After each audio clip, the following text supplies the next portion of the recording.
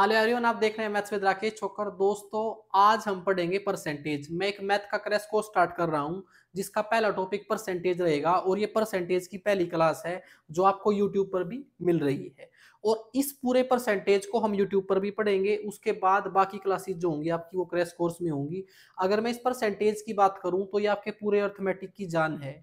और ये जो मैं क्रैश कोर्स बना रहा हूँ इसको मैंने परसेंटेज से इसीलिए शुरू किया है कि चाहे आप एच टेट टीजीटी मैथ की तैयारी कर रहे हो, चाहे आप एच टेट पीआरटी की तैयारी कर रहे हो, चाहे आप एचएसएससी सीईटी की तैयारी कर रहे हो, या फिर आप किसी भी टीचिंग एग्जाम की तैयारी कर रहे हो जहां पर मैथ आता है, तो वहां पर अर्थमेटिक मैथ की शुरुआत करने के लिए हमें सबसे पहले परसेंटेज आना चाहिए। परसेंटेज मैथ का एक ऐसा टॉपिक है जिस पर कुछ चैप्टर डायरेक्टली डिपेंड करते हैं और कुछ इनडायरेक्टली। अगर मैं डायरेक्टली की बात करूं तो प्रॉफिट लॉस, सीआई, एसआई और डिस्काउंट, इंस्टॉलमेंट, ये चैप्टर डायरेक्टली आपके परसेंटेज के ऊपर ही डिपेंड करते हैं। अगर आपको परसेंटेज आता है तो ही आप ये बाकी चैप्टर कर पाओगे। इसके बाद चाहे आप टाइम एंड वर्क कर रहे हो, चाहे स्पीड डिस्टेंस कर रहे हो, आप जितने भी चैप्टर करोगे कहीं ना कहीं आपको हर जगह परसेंटेज नजर आएगा। तो इट मींस परसेंटेज एक आपका ऐसा टॉपिक है जिसको आपको पूरी डिटेल से करना चाहिए। इससे आपको सभी चैप्टरों की शॉर्ट ट्रिक्स भी समझ आती हैं। तो मैंने इसीलिए इसी पॉइंट ऑफ व्यू से सबसे पहले परसेंटेज से शुरू किया है। इसको मैं बहुत डिटेल से पढ़ाऊंगा, ये आपने पेशेंस के साथ सीखना पड़ेगा। इसमें कोई ये आके ना बोले कि सर ये बहुत इजी से स्टार्ट करा रहे हो आप। इसको मैं पूरे इजी से ही स्टार्ट कराऊंगा और एक अच्छे लेवल तक लेके जाऊंगा। हमारी परसेंटेज की 3 क्लास होंगी, ये पहली क्लास है और इस क्लास से देखकर आप अंदाजा लगा सकते हो कि बाकी क्लासेस आपकी कैसी रहने वाली हैं। जो ये मैथ का कोर्स है आपका, इसकी अगर मैं बात कर रहा हूं तो एक बार बता देता हूं आपको। आपके परसेंटेज के बाद जो भी क्लासेज होंगी वो मेरे ऐप पर मैथ्स विद राकेश छोकर, ये इसका लोगो नजर आ रहा है, इस पर मिलेंगी। अगर आप पूरा कंप्लीट मैथ मेरे से पढ़ना चाहते हो इस क्रैश कोर्स में तो ये क्रैश कोर्स आप परचेज कर सकते हो। ये किन किन टीचिंग एग्जाम्स के लिए और किस किस के लिए वैलिड है मैंने ऑलरेडी यहाँ लिख रखा है। चाहे आप एचएसएससी सीईटी की तैयारी कर रहे हो, चाहे आप एचटेट टीजीटी की, चाहे पीआरटी की, चाहे किसी भी और टीचिंग एग्जाम की जहां मैथ आता है, तो इस क्रैश कोर्स से आप अपनी तैयारी कर सकते हो। स्पेशली इसको एचटेट टीजीटी मैथ और पीआरटी के लिए डिजाइन किया गया है, जो आपका 8 और 9 फरवरी को होने वाला है। तब तक मैं इसमें कंप्लीट मैथ पढ़ा दूंगा, ये मेरी गारंटी है। मैंने यूट्यूब पर भी काफी कुछ पढ़ा रखा है। अगर आप मेरे स्टूडेंट हैं तो मुझे आपको मेरा पता है कि मैं किस तरीके से मैथ पढ़ाता हूँ। वो मैंने ठीक ठाक मैथ वहां पढ़ा रखा है ऑलरेडी यूट्यूब पर भी, अर्थमेटिक भी और एडवांस भी। ट्रेलर में ऑलरेडी दे चुका हूं। अगर आपको पूरी पिक्चर देखनी है तो आप इस कोर्स को परचेज कर सकते हैं। जैसे आप इस कोर्स को परचेज करोगे तो आपको पता लगेगा कि मैथ को और बेहतर तरीके से कैसे सीखा जा सकता है। इसके बाद अगर मैं इसके प्राइस की बात करूं तो पहले मैंने सीडीपी और मैथ का एक कंप्लीट कोर्स रखा था। तो जो मेरे स्टूडेंट हैं जिन्होंने मुझे फीडबैक दिया वो सिर्फ मैथ पढ़ना चाहते हैं, तो मैंने उसमें से सीडीपी हटा दी है और इसका प्राइस भी कम कर दिया है। तो आप इसमें इसको 799 में परचेज कर सकते हो। जब तक सिलेबस कंप्लीट नहीं होगा तब तक इसमें लगातार वीडियो आती रहेंगी। जब आपका सिलेबस कंप्लीट हो जाएगा, इसकी आज से यानी कि 1 जनवरी से 6 महीने तक की इसकी वैलिडिटी रहेगी। 6 महीने तक आप उन वीडियोस को कितनी बार देखिए, जो भी मैं पढ़ाऊंगा उसका पीडीएफ सॉल्यूशन भी आपको मिलेगा, वो आपको पता है। अगर कोई भी इस बैच के रिगार्डिंग कोई भी आपकी क्वेरी है तो इस व्हाट्सएप नंबर से आप मैसेज करके पूछ सकते हो। चलिए, अगर मैं एक चीज और बता दूं आपको, तो मैंने जब 2-3 महीने पहले ही जब एस्टेट का फॉर्म भरे गए थे तो तभी आपकी सीडीपी के नोट्स आपको प्रोवाइड करा दिए थे जो हिंदी मीडियम में हैं। अगर किसी ने अभी तक वो परचेज नहीं किए हैं तो ये व्हाट्सएप नंबर है, ये इनका प्राइस है। आप सीडीपी के नोट्स पढ़ सकते हो, Hindi medium, easy to understand. 1 महीना बचा हुआ है, इनको आप 10 दिन में पढ़ के प्रैक्टिस लगा के सीडीपी में से 100 आउट ऑफ 100 मार्क्स ले सकते हो। 100 मतलब 100% है ये, क्योंकि आज हम परसेंटेज पढ़ रहे हैं। इसके बाद मैंने एक एचटेट टीजीटी मैथ के नोट्स बनाए थे, आप सॉरी प्रैक्टिस सेट बनाए थे आपके, और उस टाइम पर मैं सॉल्यूशन नहीं दे पाया था। तो जैसे ही मैंने अब फिलहाल अपना ऐप बनवा लिया है तो इसमें मैंने एक सॉल्यूशन इसका भी डाल दिया है। और इसका सॉल्यूशन ये है कि अगर आपका मैथ तैयार हो गया है और आप सिर्फ प्रैक्टिस करना चाहते हो और आपको प्रैक्टिस के क्वेश्चन नहीं मिल रहे, तो आप मैथ के 10 प्रैक्टिस सेट परचेज कर सकते हो विद वीडियो सॉल्यूशन। आपको 10 वीडियो मिलेंगी जिसमें 60-60 क्वेश्चन का मैंने अच्छे तरीके से सॉल्यूशन करा रखा होगा, और 10 आपको पीडीएफ मिलेंगी, अनसोल्व्ड भी और सोल्व्ड भी। ठीक है, उससे आप अच्छी खासी प्रैक्टिस कर सकते हो, हर टॉपिक को अच्छे तरीके से पढ़ सकते हो। उसके बाद वीडियो देख सकते हो, प्रैक्टिस लगा सकते हो। ये सिर्फ प्रैक्टिस के लिए है। इसका प्राइस वैसे मैंने 400 रखा था, लेकिन आज आपकी 1 जनवरी है, आपका साल का पहला दिन है, तो आज के लिए इसका प्राइस 299 रहेगा। लेकिन ये प्राइस सिर्फ आज के लिए है। और ये प्रैक्टिस सेट मैंने 10 कैसे बना रखे हैं, इसकी एक वीडियो आपके मेरे YouTube चैनल पर ही पड़ी हुई है। आप इस पहले प्रैक्टिस सेट को YouTube पर पढ़ के अंदाजा लगा सकते हो कि मैंने 10 प्रैक्टिस सेट कैसे बना रखे हैं। जिसकी तैयारी है और उसने 60-60 क्वेश्चन के 10 प्रैक्टिस सेट लगा लिए, तो उसकी प्रैक्टिस की गारंटी मैं लेता हूं। तो आपके पास दो चॉइसेस हैं। अगर आपका मैथ प्रिपेयर नहीं है तो आप इस क्रैश कोर्स को लें। ये आपके लिए एक बार पढ़कर हमेशा के लिए मैथ सीखने वाली बात रहेगी। मैं कुछ इस तरीके से पढ़ाता हूँ, वो थोड़ी देर बाद आपको पता चलेगा। दूसरा, अगर आपका मैथ तैयार है, आप सिर्फ प्रैक्टिस करना चाहते हो, तो ये प्रैक्टिस बैच आप परचेज कर सकते हो। दोनों चीजें बता दी। अब विदाउट वेस्टिंग टाइम हम अपना टॉपिक शुरू करते हैं। आज हम परसेंटेज को इस तरीके से पढ़ेंगे कि आज के बाद आपको कभी परसेंटेज पढ़ने की जरूरत नहीं पड़ेगी, और जहां भी परसेंटेज आपको किसी भी क्वेश्चन में नजर आएगा तो आपकी हल्की सी मुस्कुराहट आएगी कि इसको तो मैं बहुत अच्छे तरीके से हल कर सकता हूं। परसेंटेज को बहुत बेसिक से शुरू करने का आपको वादा किया था, तो बहुत पेशेंस के साथ वीडियो देखनी है। अगर आपको बहुत जल्दी मच रही है तो आप वीडियो को थोड़ा सा स्पीड में देख लें, 1.5x करके। मैं बहुत स्लो बताऊंगा क्योंकि स्टार्टिंग की चीजें आपको पता नहीं होती, फिर लास्ट में आप चाहते हो कि मैं शॉर्ट ट्रिक बताऊं, लेकिन उसके लिए छोटी छोटी चीजें आपको पता नहीं होती। सबसे पहले अगर मैं डेफिनेशन की बात करूं परसेंटेज की, तो परसेंटेज की डेफिनेशन सबसे छोटी डेफिनेशन हो सकती है कि a fraction whose denominator is 100। एक ऐसी फ्रैक्शन जिसके डिनोमिनेटर में, हर में 100 है, वो आपका परसेंटेज है। एग्जांपल के लिए मैंने लिख दिया 35 डिवाइड बाय 100। ये आपकी एक फ्रैक्शन है। इसको अगर आप परसेंटेज में रिप्रेजेंट करना चाहो तो आप बोल सकते हो कि ये 35% है। ये 100 को हटा के प्रतिशत लगा दिया। परसेंटेज कुछ नहीं है, एक ऐसी फ्रैक्शन है जिसके डिवाइड में 100 है। ठीक है, और इस फ्रैक्शन को अगर आप परसेंटेज में रिप्रेजेंट करना चाहते हो तो इस 100 को हटा दिया और परसेंटेज लगा दी। तो यहां पर दो बातें सीखी। फ्रैक्शन कुछ नहीं है, सॉरी, परसेंटेज कुछ नहीं है, एक फ्रैक्शन है जिसके डिवाइड में 100 है, और उस 100 को हटाकर अगर हम परसेंटेज लगा दें तो हमने फ्रैक्शन को परसेंटेज में चेंज कर दिया। और यहां से हमने एक बहुत खूबसूरत बात सीख ली कि कोई भी फ्रैक्शन अगर हमारे सामने होगी, उस फ्रैक्शन को अगर हमने परसेंटेज में रिप्रेजेंट करना है तो हम कुछ नहीं, उसके साथ 100 को गुणा कर देंगे।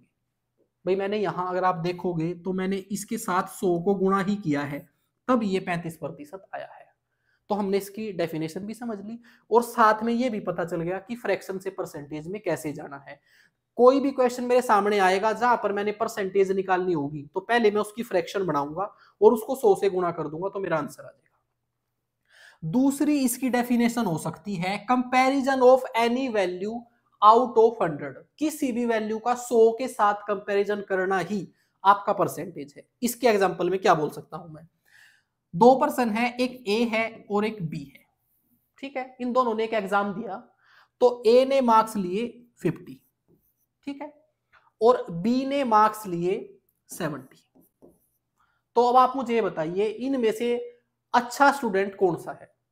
अब आपके दिमाग में एक बात आएगी कि सर इसने 50 लिए हैं, इसने 70 लिए हैं, ये अच्छा स्टूडेंट है। लेकिन ऐसा नहीं है। मैंने ये नहीं बताया कि इन्होंने कितने कितने में से मार्क्स लिए हैं। कंपैरिजन कैसे कर लिया, आप सिर्फ मार्क्स से कैसे कंपैरिजन कर सकते हो। भाई इसने 50 लिए, इसने 70 लिए, क्योंकि इसने ज्यादा लिए इसलिए अच्छा स्टूडेंट है? नहीं, आपका सवाल होना चाहिए था कि सर पहले ये बताइए किसने कितने में से कितने लिए। तो मैंने अब बता दिया, इसने तो 100 में से लिए और इसने 200 में से लिए। अब बताओ कौन सा अच्छा स्टूडेंट है। अब आपको पता चलेगा कि ये अच्छा स्टूडेंट है। अब ऐसा कैसे पता चला आपको? वो पता चला कंपैरिजन के साथ। जब आपने 50 का कंपैरिजन 100 के साथ किया तो आपको पता चला कि इसने तो 50% या फिर आधे मार्क्स लिए हैं। अगर मैं इसकी बात करता हूं तो इसने तो सिर्फ 7/20, या फिर जो मेरे पास एक फ्रैक्शन आ गई है, मैं इसको परसेंटेज में कन्वर्ट कर सकता हूं। कैसे? मैंने बताया था कोई भी फ्रैक्शन होगी अगर उसको परसेंटेज में कन्वर्ट करना है तो 100 से गुणा करेंगे। इसको मैंने 100 से गुणा किया। जैसे ही मैंने इसको 100 से गुणा किया तो ये आगे 35%। तो मुझे पता चला कि बी ने तो सिर्फ 35% मार्क्स लिए हैं और ए ने लिए हैं 50%। तो इस हिसाब से ये अच्छा स्टूडेंट हुआ, क्योंकि मुझे ये पता चला कि कंपैरिजन किसके साथ करना था। जब मैंने 50 का 100 के साथ कंपैरिजन किया तो हमारी एक फ्रैक्शन निकल के आई 1/2। भाई 50 मार्क्स लिए, कितने में से लिए? 100 में से लिए। एक स्टूडेंट ने 70 मार्क्स लिए 200 में से, तो पहले कंपैरिजन आया फ्रैक्शन में, कितना आया 7/20। जो ये हमने गुणा में 100 किया है, ये क्या किया है, एक्चुअल में 100 के साथ इसका कंपैरिजन किया है। मैं आपको ऐसे समझाना चाहूंगा कि स्टूडेंट ने 200 में से 70 मार्क्स लिए, टोटल मार्क्स 200 थे तो उसने 70 लिए। अगर टोटल मार्क्स 1 होते तो वो कितने लेता, तो वो लेता 70/200। मैंने बताया परसेंटेज कुछ नहीं है, 100 के साथ कंपैरिजन करना है। अगर 100 मार्क्स होते तो वो कितने लेता, 70/200 गुणा में 100। अगर आप इसको हल करोगे तो वो आपका 35% कुछ नहीं है, 100 में से 35 है। इसका मतलब दूसरी डेफिनेशन हमारी ये है, अगर किसी वैल्यू को आपने परसेंटेज में चेंज करना है तो इसका दूसरा अर्थ ये है कि 100 के साथ कंपैरिजन करना है। ये आपका यूनिटरी मेथड है। मैंने यूनिटरी मेथड से मुझे पता चला 70 का अगर मैं 200 के साथ कंपैरिजन करता हूं तो मेरी फ्रैक्शन आती है कि अगर 20 मार्क्स हो टोटल तो वो 7 लेगा। ये क्या है, ये कंपैरिजन है। अब इसमें अगर मैं 2 से गुणा कर दूं, अगर 40 हो तो वो 14 लेगा। अगर मैं इसको 10 से गुणा कर दूं, 200 हो तो वो 70 लेगा। कहने का मतलब ये जस्ट एक कंपैरिजन है, लेकिन ये फ्रैक्शन में है। अगर मैं इसका कंपैरिजन 100 के साथ कर दूं इस तरीके से, तो ये परसेंटेज में कन्वर्ट हो जाएगा। तो दूसरी डेफिनेशन हमने ये सीख ली कि परसेंटेज कुछ नहीं है, किसी वैल्यू का 100 के साथ कंपैरिजन करना ही हमारा परसेंटेज है। साथ में मुझे ये भी पता चल गया कि मैं फ्रैक्शन को 100 से गुणा क्यों कर रहा हूं, उसका 100 के साथ कंपैरिजन करने के लिए। अब एक आखिरी बात परसेंटेज के बारे में, वो है कि percentage is nothing but way of comparison. Percentage और कुछ नहीं है, वो सिर्फ एक कंपैरिजन का एक तरीका ही है। लाइक फ्रैक्शन और रेशियो। भाई फ्रैक्शन और रेशियो भी कुछ नहीं है, वो भी सिर्फ कंपैरिजन करने के तरीके हैं, और उनमें ही एक तरीका शामिल हो जाता है परसेंटेज का। इट मींस चाहे रेशियो हो, चाहे आपकी फ्रैक्शन हो, और चाहे आपका परसेंटेज हो, ये कुछ नहीं है, ये केवल एक कंपैरिजन करने का तरीका है। अब मैं इन तीनों को रिलेट करके बताता हूं आपको। रेशियो क्या होता है, मैं बोल सकता हूं 1:2। अब इसका अर्थ क्या है 1:2 का, मैं ये बोल सकता हूं ये है राम और ये है श्याम। मैं ये बोल सकता हूं कि श्याम की जो तनख्वाह है ना, वो राम से 2 गुनी है। मैंने ये नहीं बताया कि राम की तनख्वाह कितनी है, श्याम की कितनी है।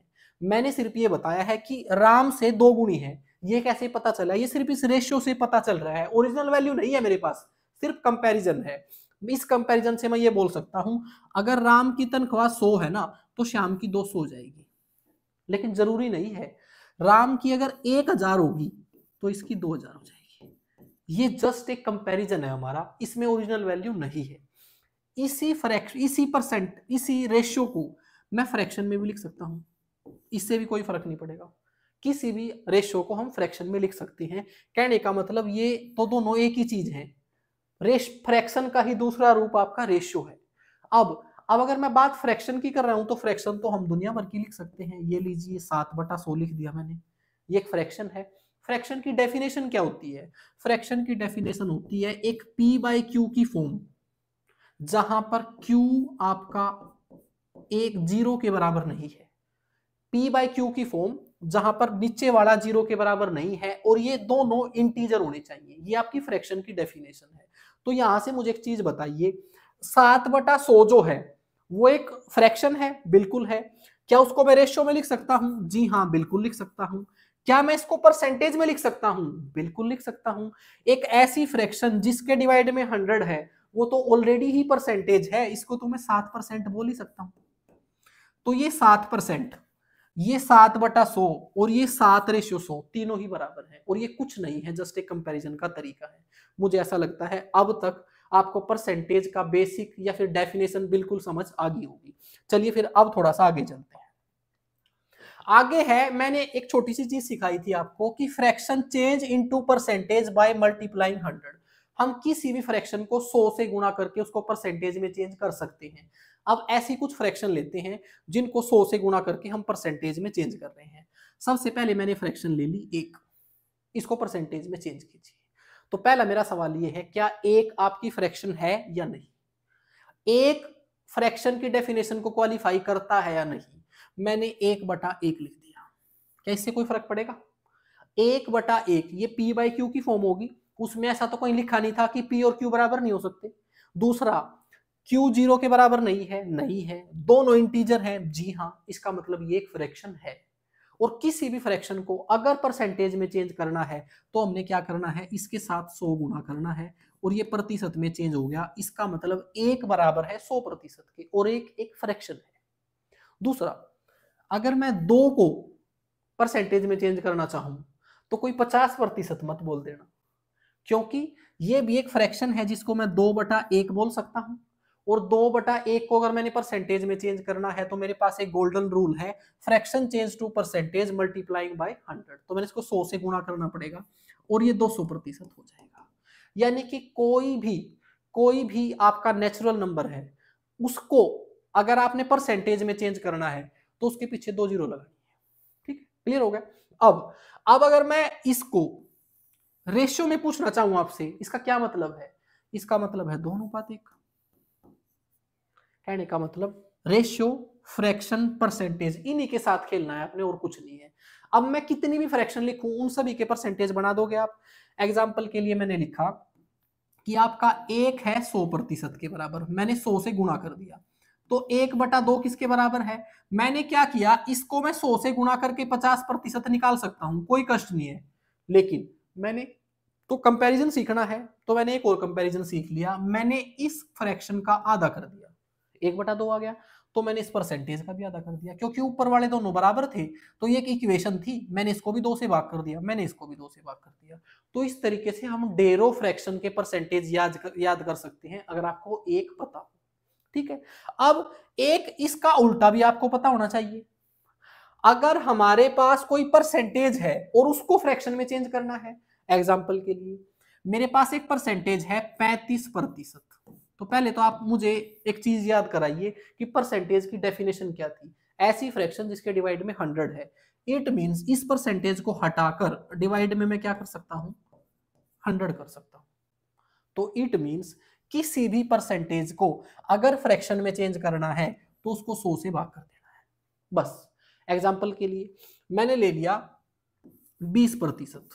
अब 20% की अगर फ्रैक्शन बढ़ानी है तो क्या करना है, ये परसेंटेज हटाना है और इसके डिवाइड में 100 कर देना है। अब इस फ्रैक्शन को आप इसके सरलतम रूप में लिख सकते हो कि जिससे आगे ये फर्दर किसी कॉमन फैक्टर से डिवाइड न हो, और वो है आपका 1/5। ठीक है, अब कोई और परसेंटेज ले लूं, अगर मैंने ले लिया 42%। अगर मैंने इसकी फ्रैक्शन बढ़ानी हो तो मुझे पता है, एक ही रूल है मेरे पास, परसेंटेज मेरे सामने है, फ्रैक्शन बढ़ानी है, 100 से भाग करूंगा, परसेंटेज हट जाएगा, तो ये आ जाएगा 42/100। अगर आगे फर्दर किसी से डिवाइड हो रहा है तो डिवाइड कर देंगे, ये आ गया 21/50। अभी तक मैंने आपको परसेंटेज की डेफिनेशन और एक चीज बताई है कि अगर परसेंटेज से फ्रैक्शन में जाना है तो 100 से भाग करना है, और आपका फ्रैक्शन से परसेंटेज में जाना है तो 100 से गुणा करना है। अब चलिए, अब थोड़ा सा आगे चलते हैं और कुछ इंटरेस्टिंग चीज सीखते हैं। अब पहली इंटरेस्टिंग चीज है some results to be remembered fraction to percentage.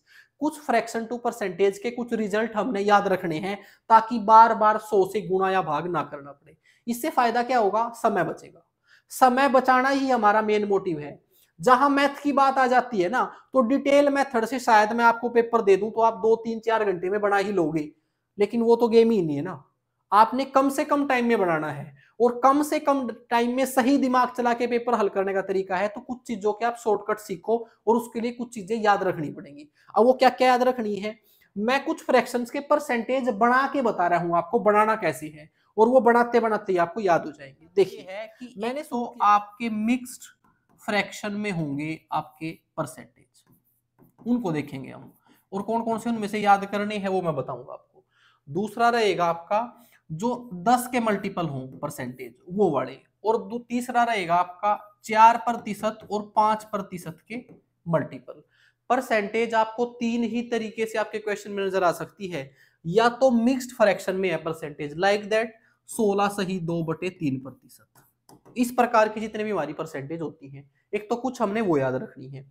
दूसरा, जो हमारा 10% का रिजल्ट, 20% का रिजल्ट, 30% का, यानी कि 10% के मल्टीपल या फिर 1% के मल्टीपल, जितने भी परसेंटेज के होते हैं उनको जल्दी कैलकुलेट कैसे करना है, दूसरा तरीका हमारा ये रहेगा।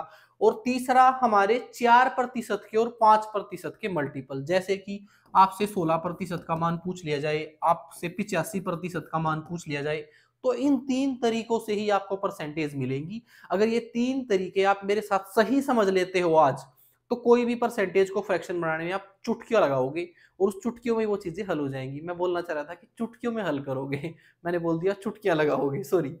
तो चलिए, मैंने तीन तरीके आपको बता दिए हैं। अब ये कौन कौन सी फ्रैक्शंस हैं, कौन कौन सी परसेंटेज है जो आपको याद होनी चाहिए, उसके बारे में थोड़ी सी बात करते हैं। सबसे पहले मैं कुछ बता चुका था, बस उनको जस्ट रिपीट कर रहा हूं ताकि आपको समझ आ जाए। भाई हमारा एक बराबर होता है 100% के, ये बता चुका हूं। इसका अगर मैं आधा कर दूं तो मैं इधर भी आधा कर सकता हूं, ये आ जाएगा 50% के। अगर मैं इसका आधा कर दूं तो ये आ जाएगा 25% के। मैं दोनों तरफ आधा आधा करता जा रहा हूं, यानी कि दो दो से भाग करता जा रहा हूं। इसका अगर मैं 1/8 कर दूं तो ये 12.5% हो जाएगा।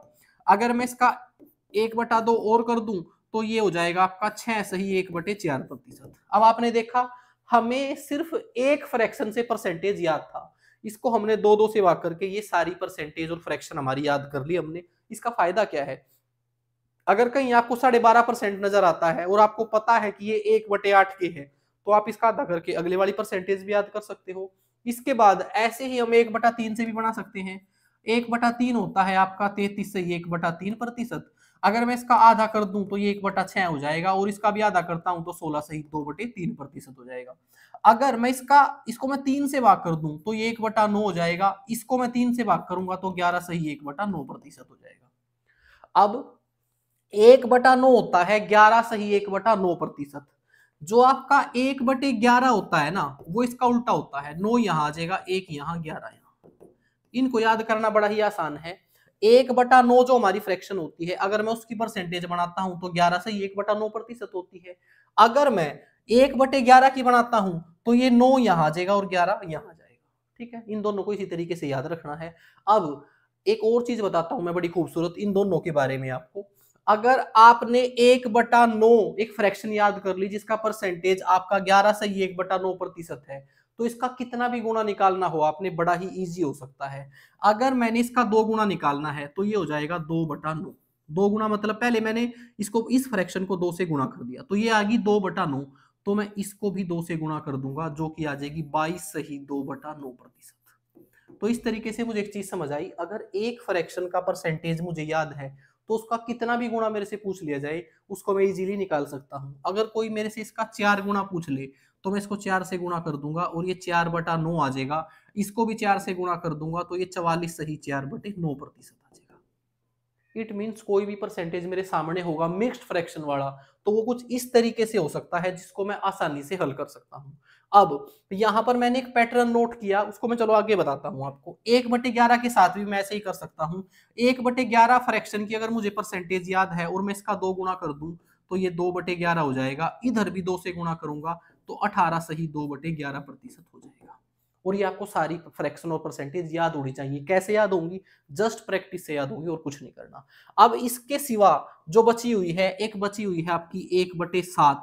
1/7 फ्रैक्शन को अगर मैं परसेंटेज में चेंज करूं, यानी कि 100 से गुणा करूं, तो 14 सही 2/7% आ जाएगा। अब आप इसका 2 गुना निकाल सकते हो, 3 गुना निकाल सकते हो, 4 गुना। कैसे, मैंने इसको 2 से गुणा कर दिया तो ये आ गया आपका 2/7। तो इसको भी 2 से गुणा करना पड़ेगा। 14 दूनी 28, 2 दूनी 4 और बटे में 7%।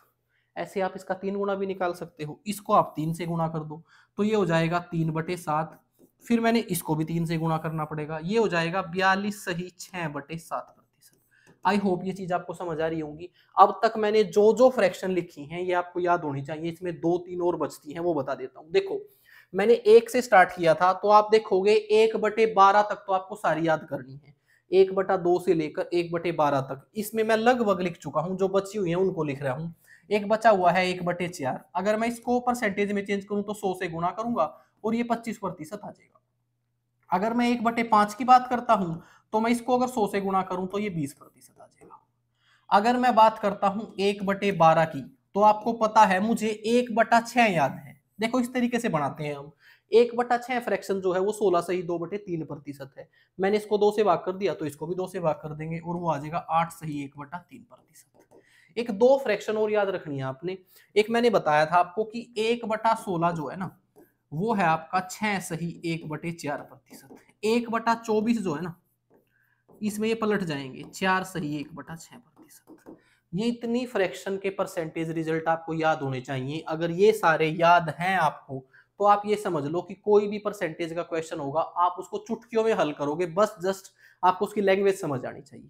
अब तक जो मैंने बताया है इसको मैंने एक टेबल फॉर्म में लिख रखा है ताकि आपको परेशानी ना हो, और ये टेबल आपके सामने है। जो जो मैंने आपको बताया बस जस्ट वही लिखा हुआ है। बस जहां पर मिक्स्ड फ्रैक्शन थी ना, मैंने उसका डेसिमल भी लिख रखा है। देखिए मैं बता चुका हूं, 200% के बराबर है, 100% के बराबर है, आधा 50% के बराबर है, 1/3 33 सही 1/3 के बराबर है। अगर मैं इसको डेसिमल में चेंज करूं तो 33.33% आ जाएगा। ठीक है, ऐसे ही 1/4 1/5 बता चुका हूं, 1/6 बता चुका हूं, 16 सही 2/3% होता है। इसको मैं डेसिमल में लिखूं तो 16.67 आ जाएगा। ठीक है, ऐसे ही 1/7 ऑलरेडी बता चुका हूं, 14 सही 2/7% होता है। अगर उसको डेसिमल में लिखें तो 14.28 आता है। और 1/7 के जितना भी गुणा करोगे आप, 2 गुणा 3 गुणा, सभी 14 की टेबल में चलेंगे। उसको मैं थोड़ा आगे बताऊंगा आपको। उसके बाद 1/8 12.5% के बराबर होता है। इसको आप 12.5 भी लिख सकते हो। 1/9 और 1/11 के बारे में एक बड़ी खूबसूरत चीज बताई थी मैंने कि 1/9 होता है 11 से 1/9% के, और 1/11 होता है इसका उल्टा 9 से 1/11% के। 11/9 9/11। ऐसे ही यहां पर अगर आप 1/9 फ्रैक्शन के परसेंटेज लिख रहे हो तो 11 की टेबल चलेगी। 11.11, इसका 2 गुणा कर दोगे 22.22, अगर इसका 3 गुणा कर दोगे तो 33.33, अगर इसका 4 गुणा कर दोगे तो आपका 44.44। ऐसे ही अगर 1/11 है तो उसमें आपके 9 के मल्टीपल चलेंगे। 1/11 हो जाएगा 9.09, 2/11 हो जाएगा 18.18। कितना इजी है याद करना। आपका 3/11 हो जाएगा 27.27, यानी कि 9 की टेबल चलेगी और यहां पर 11 की, क्योंकि एक दूसरे के उल्टे हैं। 1/12 बता चुका हूं, 8 सही 1/3% होता है। डेसिमल में चेंज करोगे तो 8.33 आ जाएगा। 1/16 और 1/24 के बारे में बताया था, ये भी एक दूसरे के उल्टे हैं। 1/16 जो है वो 6 सही 1/4 है, और 1/24 4 सही 1/6% है। इनके डेसिमल ये 6.25, ये 4.16। ऐसे ही 1/20 आपका 5%। ये आपको याद होने चाहिए। इस टेबल को आप कंठस्थ कर लेना, तभी आपको परसेंटेज से रिलेटेड क्वेश्चन समझ आएंगे। ये थोड़ा सा डिटेल से आपको बता भी चुका हूं। अब जो मैंने बात बताई थी उसको मैंने इस फॉर्म में भी लिख रखा है ताकि आपको कंफ्यूजन न हो कि जो 1/7 2/7 3/7, अगर आपको इनका परसेंटेज निकालना है तो वो 14 की टेबल में चलेगा। 1/7 होता है 14.28, 2/7 हो जाएगा 14 दूनी 28, 28 14 चौके 56, या फिर 28 दूनी 56। आपका 3/7 हो जाएगा, इसका 3 गुणा तो 14 तिये 42, 28 तिये 84। ठीक है, 4/7 के साथ ऐसा नहीं होगा, ये आपको याद रखना है। 57 सही 1/7%। ये क्यों हुआ है आगे चल के आपको पता चलेगा। 1/9 और 1/11 के बारे में ऑलरेडी बता चुका हूं। ये टेबल जस्ट आपको समझाने के लिए है। 1/9 11.11, 2.9 22.22, 4/9 44.44, 5/9 55.55। एक टीचर का मतलब होता है कि वो चीजें आपके लिए आसान कर दे। भाई ये तो चीजें पहले भी ऐसी थी, आप इनको एक एक याद कर रहे होगे। मैंने जस्ट आपको एक तरीका बता दिया है कि इनको समझना कैसे है, ताकि आपको चीजें आसान लगे। अब इसके बाद जो मैंने बताया था कि हम किसी भी परसेंटेज को 3 तरीके से कैलकुलेट कर सकते हैं, उसमें मिक्स्ड फ्रैक्शन वाला मैंने बता दिया आपको। कुछ बहुत सारी मिक्स्ड फ्रैक्शन परसेंटेज में उसमें आ गई हैं। अब 2 तरीके बचे हुए हैं, एक तो 10% के मल्टीपल या फिर 1% के मल्टीपल। इनको कैसे हैंडल करना है। अगर मैं 10% की फ्रैक्शन बनाता हूं तो इसका मतलब इसके डिवाइड में 100 करता हूं, और वो आता है आपका 1/10, और इस 1/10 को मैं 0.1 भी बोल सकता हूं। अब ये कहां हेल्प करेगा। अगर कभी मैं आपको बोल दूं कि 272 का 10% निकालिए, तो 10% का मतलब है 0.1। अगर मैं इसको 0.1 के साथ गुणा करता हूं तो इस पर कोई फर्क नहीं पड़ेगा, बस 1 के बाद डेसिमल लग जाएगा। ये लीजिए, इसका मतलब किसी का भी 10% निकालना है तो 1 के बाद डेसिमल लगा देना है। ठीक है, अब कोई भी वैल्यू हो, जैसे कि मैं बोल देता हूं आपको कि 372 का 11% निकाल लो। ठीक है, अब मुझे पता है 10% तो होता है 10% के लिए तो 0.1, और 1% की फ्रैक्शन होती है 1/100। It means 0.001। कहने का मतलब 0.01। कैसे आपको पता है, अगर आपके डिनोमिनेटर में एक जीरो होती है तो एक के बाद डेसिमल लग जाता है, और दो जीरो होती है तो दो के बाद डेसिमल लग जाता है। अब अगर मुझे इसका 11% निकालना है तो मैं 11% को लिख सकता हूं 10% प्लस 1%, कोई फर्क नहीं पड़ेगा। तो पहले मैं इसका 10% निकाल लूं तो एक के बाद डेसिमल लगा दूंगा, ये आ गया 37.2। अगर मुझे इसका 1% निकालना है तो मैं इसमें 2 के बाद डेसिमल लगा दूंगा, ये आ जाएगा 3.72। आई होप ये आपको समझ आया होगा, दोनों को जोड़ दो बस। इस तरीके से अगर कभी भी आपके पास 10 के मल्टीपल और या 1 के मल्टीपल आते हैं तो उनका परसेंटेज ऐसे कैलकुलेट करना है आपने। एग्जांपल के लिए एक और बताता हूं आपको, जैसे कि आपको बोल दिया 252 है, आपको बोल दिया कि इसका 4% निकाल लो, तो मैं क्या करूंगा, मुझे पता है ये 1 का मल्टीपल है तो मैं पहले 1% निकाल लूंगा। इसका 1% आ जाएगा 2.52। ये 1% आ गया तो इसको 4 से गुणा कर दिया, 4 दूनी 8, 4 पंजे 20, 4 दूनी 8 और 2 10, ये आ गया आपका 10.08। ये 4% आ गया 252 का। ये बात आपको समझ आई। अगर कोई आपसे पूछ ले कि 40% निकालना है किसका, 274 का, ठीक है, तो मुझे पता है 40 जो है वो 10 का मल्टीपल है, 10 चौके 40। तो पहले मैं इसका 10% निकाल लूंगा, ये इसका 10% आ गया। अब इसको 4 से गुणा कर दूंगा तो ये आ जाएगा 4 चौके 16, 4 से 28 और 1 29, 4 दूनी 8 और 2 10। ये लीजिए, आई होप आपको समझ आया होगा। इस तरीके से आप 10 के और 1 के मल्टीपल के परसेंटेज डायरेक्टली लिख सकते हो, ज्यादातर यही आते हैं। आप देखोगे 10% बढ़ गया, 20% बढ़ गया, 10% घट गया, 30% बढ़ गया, यही मिलेंगे आपको, और ये इसका सबसे बेस्ट तरीका है आपका। अगर मैं थोड़ा और आगे चलूं तो एक चीज मैंने और बताई थी कि 5% के मल्टीपल और 4% के मल्टीपल, ये भी बहुत इंपॉर्टेंट है। देखिए 5% की अगर मैं फ्रैक्शन बनाता हूं तो 1/20 आएगी। कैसे आएगी, ये होता है 5/100, इसको काटा तो 1/20 आ गया। ऐसे ही 4% 4/100 करेंगे तो वो आ जाएगा 1/25। अगर कोई आपसे पूछ लेता है कि 16% की फ्रैक्शन बनाओ, ठीक है, तो एक तो तरीका है कि 16 के बटे में 100 करो और उसको काटो, या फिर आप ऐसा सोचो ये 4% का कितना मल्टीपल है, ये 4% का चौथा मल्टीपल है, तो मुझे पता है 4% बराबर होता है 1/25 के, तो मैं इसको लिख दूंगा ये 4/25 है, क्योंकि इसका 4 गुना हो गया है। क्या ये बात आपको समझ आई? दोबारा बताता हूं, आपको किसी संख्या का 85% निकालना है, ठीक है, और वो संख्या कुछ भी हो सकती है। आप बस सिर्फ ये देखो 85% की फ्रैक्शन क्या होगी, बस वो फ्रैक्शन गुणा करनी है। अब एक तो ये तरीका है कि 85/100 कर ले आप। दूसरा तरीका ये है, इन सारी चीजों को अगर आपने अवॉइड करना है तो पता होगा आपको कि 5% 1/20 के बराबर होता है। 5% 1/20 के बराबर होता है, तो ये इसका 17 गुना है, तो इसके ऊपर 17 से गुणा कर देंगे इसको और आपका आंसर आ जाएगा। आपको अब ये लग रहा होगा कि सर क्या बताने की जरूरत है इन चीजों को, आप डिवाइड में 100 करके ही हल कर लो। ऐसा नहीं है, जब आप एग्जाम में क्वेश्चन करोगे और ये चीजें डायरेक्टली करोगे तो आप एक एक स्टेप बचा रहे होगे, और यही हमारा मोटिव है। तो ये 2 तरीके मैं बता चुका हूं, इसमें बहुत ज्यादा टाइम लगाने की जरूरत नहीं है, बाकी हम क्वेश्चन के थ्रू समझ लेंगे। चलिए, अब तक मैंने जो आपको पढ़ाया है उसकी थोड़ी सी प्रैक्टिस करते हैं। भाई इस बैच में आपको दोनों चीजें मिलेंगी, क्वेश्चनों की भरमार मिलेगी, साथ में हर कंसेप्ट अच्छे तरीके से आपको डिटेल से समझाया जाएगा। क्लास आपकी हर रोज कम से कम 2 से 3 घंटे की रहेगी, और जिसमें मैं कंप्लीट मैथ अच्छे तरीके से आपको पढ़ाऊंगा। अगर ये क्रैश कोर्स आप खरीदोगे तो आपको पता चलेगा कि आपने मैथ में क्या क्या नई चीजें सीख ली और कितनी प्रैक्टिस कर ली। अब इसमें सबसे पहले अगर इसका मतलब है how to find x% of y, ये हमारा परसेंटेज का पहला स्टेप है, किसी भी वैल्यू का कितना प्रतिशत निकालना। तो वहां पर क्या करेंगे हम, 210 का अगर 50% निकालना है तो आप बोलोगे सर कि 50% का मतलब होता है आधा, इसका आधा निकालना है वो 105 आ गया। जाने और अनजाने में आपने किया क्या है, आपने इस 50% की फ्रैक्शन बनाई है, और वो कितनी है आपकी 1/2, और इसके साथ इसको गुणा कर दिया, ठीक हो गया।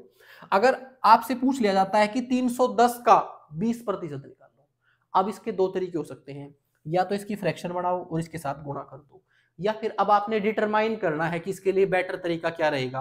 क्योंकि मुझे 10% का मल्टीपल नजर आ रहा है तो मैं पहले इसका 10% निकाल लूंगा जो कि 31 आ जाएगा, एक के बाद डेसिमल लगा के। 20 निकालना है तो 2 से गुणा कर दिया।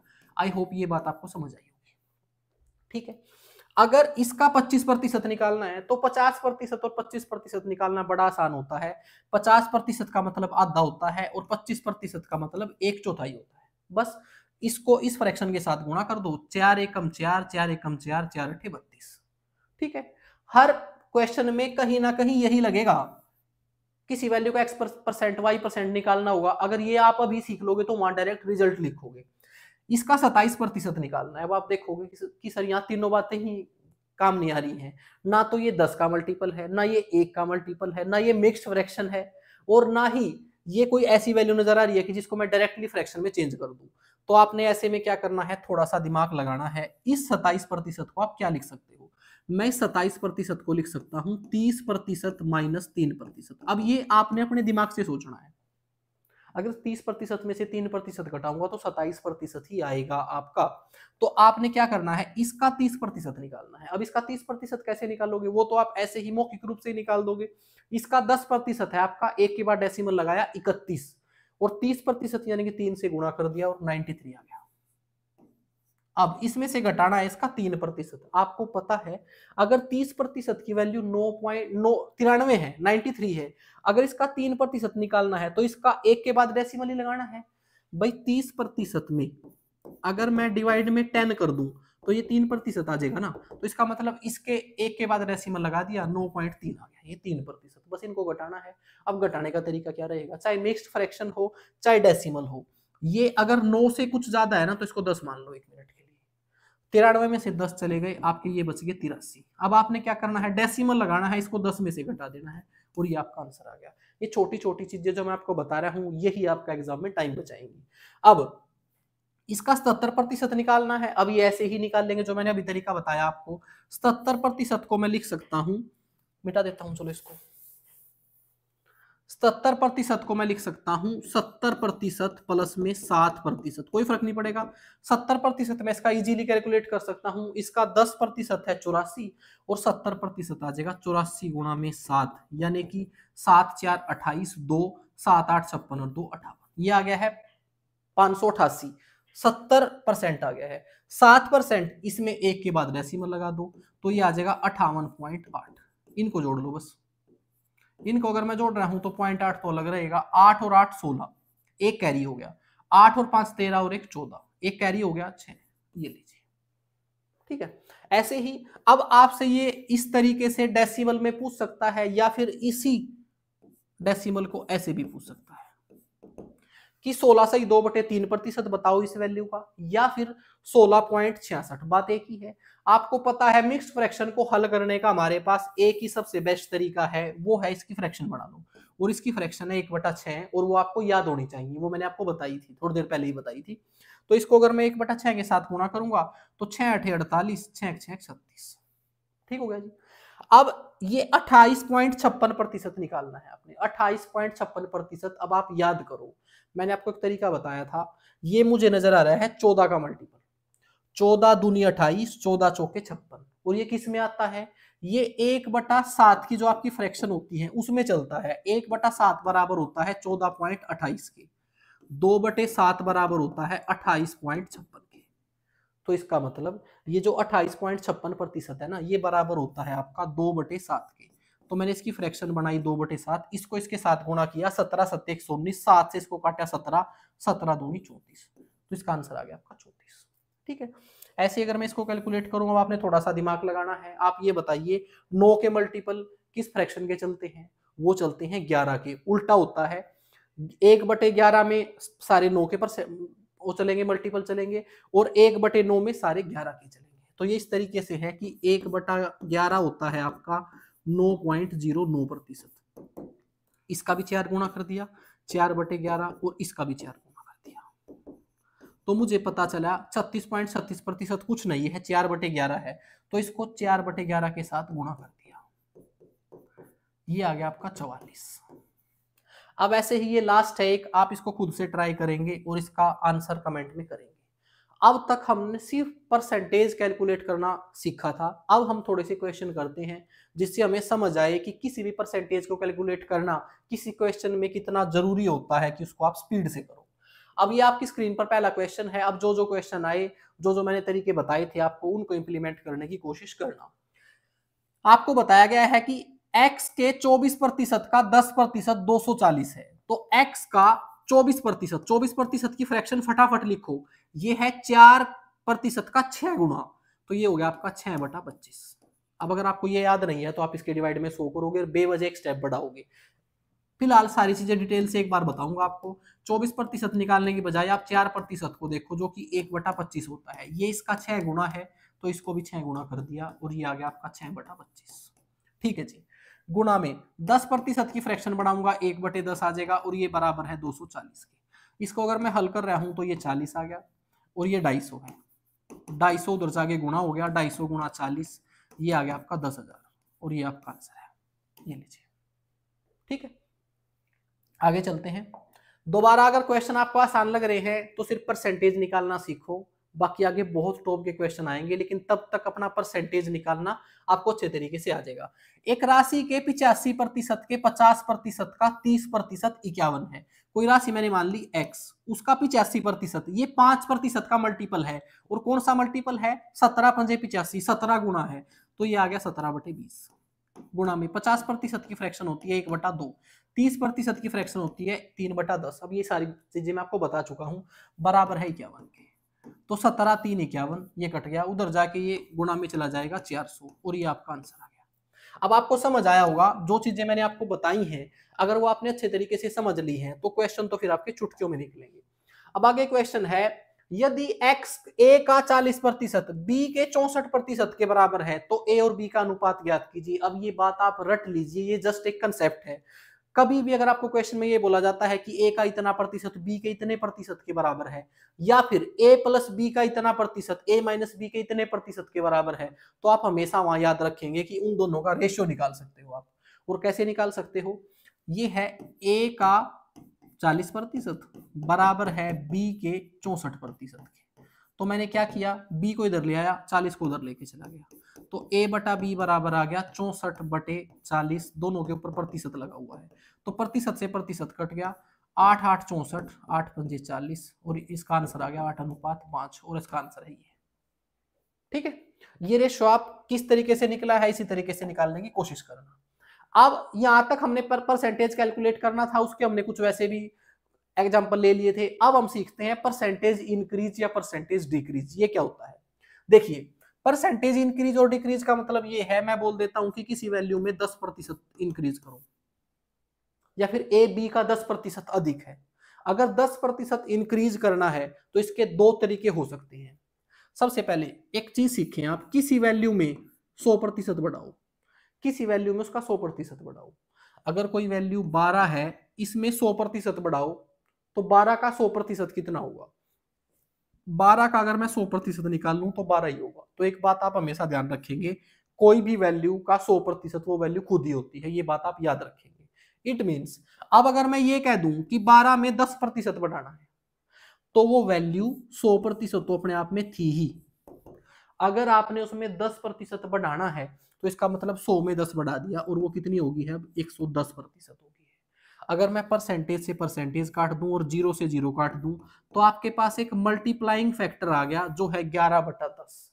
कहने का मतलब अगर किसी वैल्यू का 10% बढ़ाना है तो आपने उसको गुणा कर देना है 11/10 से। मैंने यही बता रखा है कि अगर 10% इंक्रीज करना है ना किसी वैल्यू को, तो 10% का मतलब है वो वैल्यू पहले 100% थी और 10% अगर बढ़ा दी तो वो 110% होगी है। और इसको अगर मैं फ्रैक्शन में कन्वर्ट करूं तो 11/10 आ जाएगा। तो किसी संख्या को अगर आप डायरेक्टली 11/10 से गुणा कर दो तो उसमें 10% बढ़ जाएगा। अब इसको अगर मैं डेसिमल में चेंज करूं तो इसको 1.1 भी कह सकते हैं। अब एग्जांपल के लिए मैं एक चीज पूछना चाहता हूं आपसे, 123 में 10% बढ़ाओ। अगर इसमें 10% बढ़ाना है, कुछ नहीं लिखना, इसको 1.1 के साथ गुणा करना है। क्यों?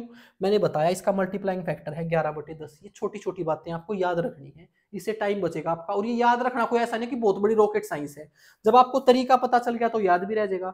अब किसी भी वैल्यू को 11 से गुणा करना बहुत आसान होता है। इसके यूनिट डिजिट को लिखो, इन दोनों को जोड़ो, यहाँ लिख दिया, इन दोनों को जोड़ो, यहाँ लिख दिया, और फिर लास्ट वाला लिख दिया। ये आपका आंसर आ गया है। एक के बाद डेसिमल था तो डेसिमल लगा दिया। अब ये वैल्यू 10% बढ़ गई है। ठीक हो गया। अब ऐसे ही अगर किसी वैल्यू को 20% बढ़ाना है तो आप ऐसे सोच सकते हैं कि वो वैल्यू अपने आप में थी 100%। अब उसमें अगर आपने 20% बढ़ा दिया तो वो हो गई है 120%। दोनों में प्रतिशत था वो मैंने काट दिया, 0 से 0 कट गया है, 2 6 12, 2 पंजे 10, तो इसका मल्टीप्लाइंग फैक्टर आ गया 6/5।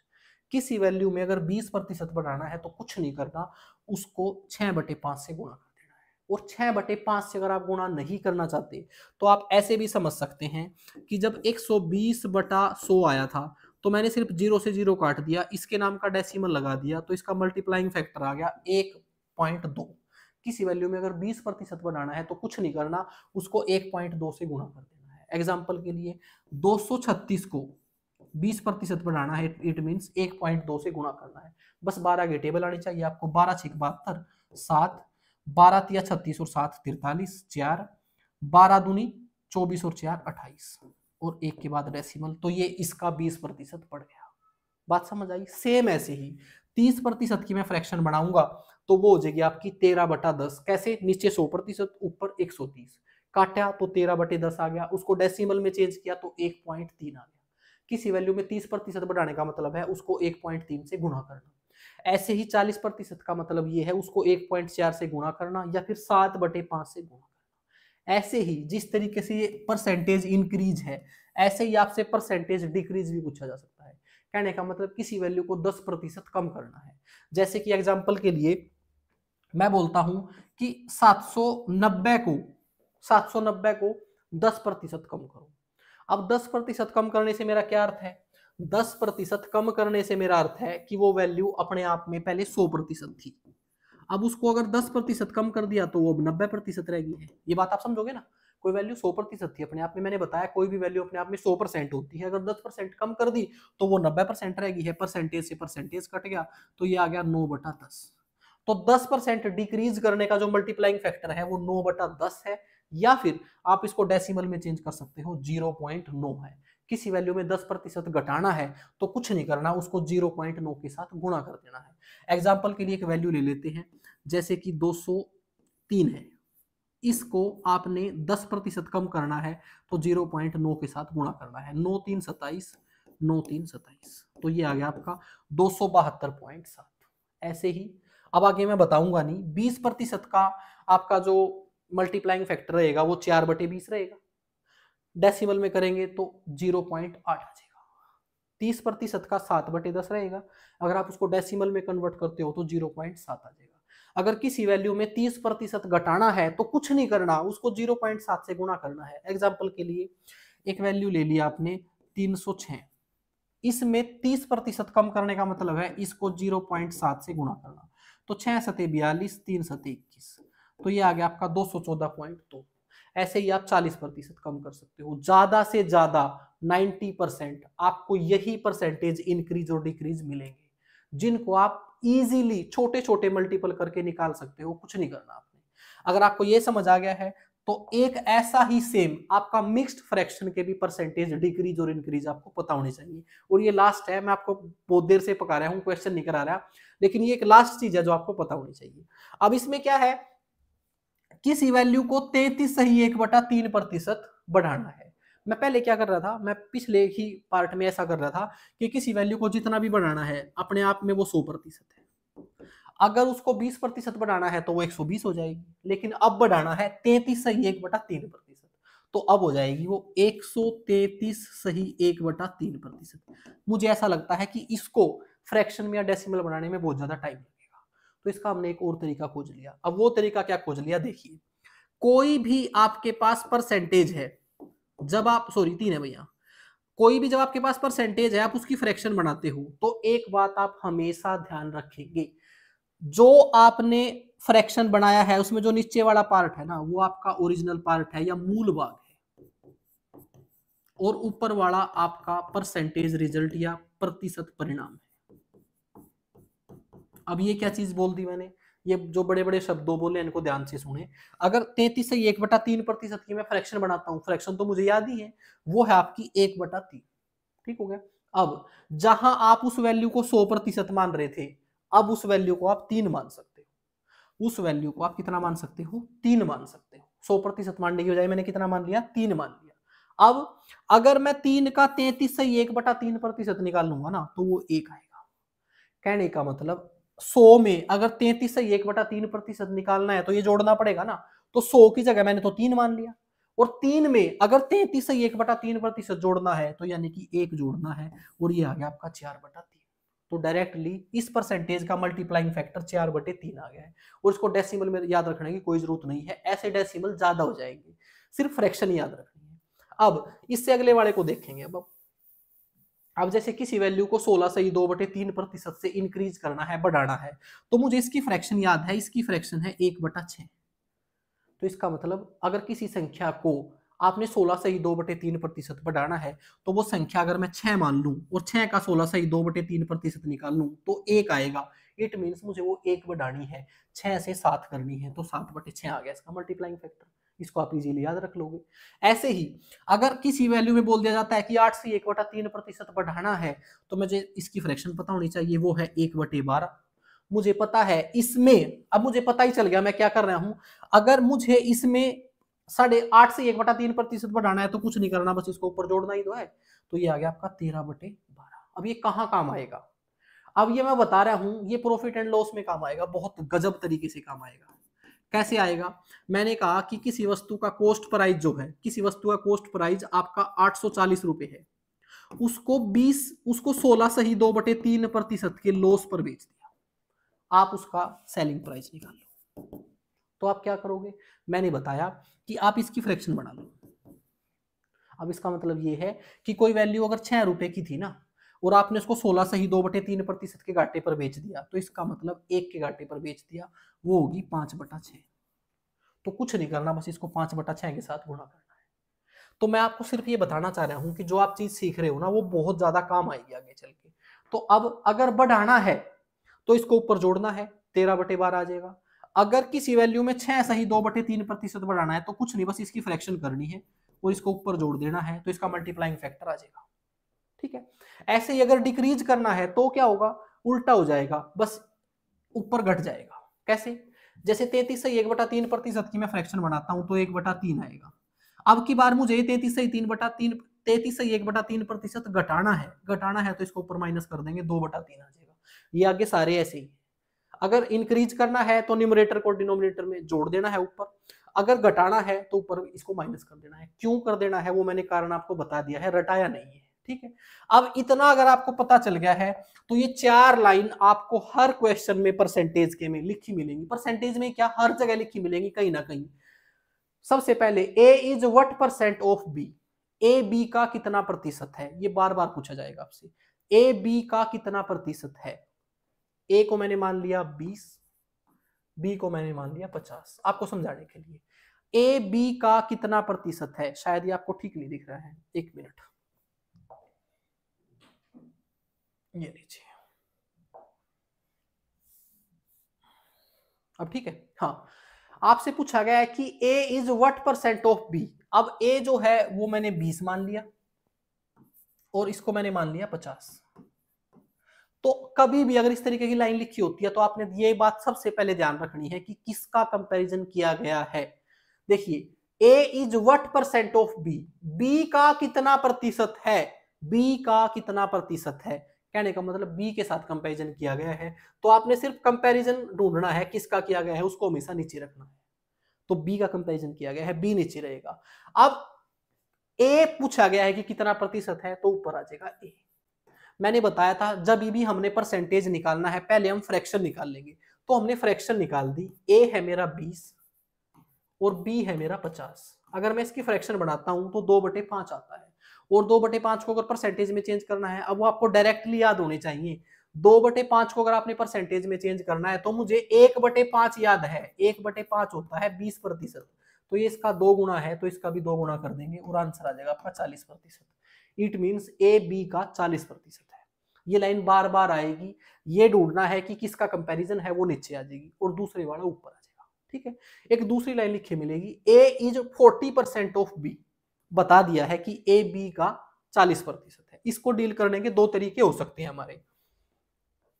ठीक है, ए इज 40% ऑफ बी, या तो आप इसकी फ्रैक्शन बना लो, इसकी फ्रैक्शन है आपकी 2/5। तो आपने ढूंढना है किसका कंपैरिजन किसके साथ किया गया है।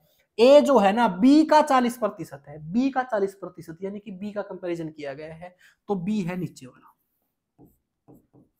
और जिसका कंपैरिजन किया है वो ऊपर वाला है। फिर ये लीजिए, तो मैंने फ्रैक्शन बना ली। अब इसका मतलब रेशियो आ गया यहां पर मेरे पास, ये ए है और ये बी है, मुझे सिर्फ ए और बी का रेशियो निकालना था, परसेंटेज तो ऑलरेडी दे रखा है। ये बात आपको समझ आ गई। दूसरा, अब हो सकता है ए इज 20% मोर देन बी, तो आपने क्या करना है, यहां पर इस परसेंटेज की फ्रैक्शन बना लो। 20% की फ्रैक्शन क्या होती है, वो होती है 1/5। अब आपने पढ़ के देखना है कि किसका कंपैरिजन किया गया है।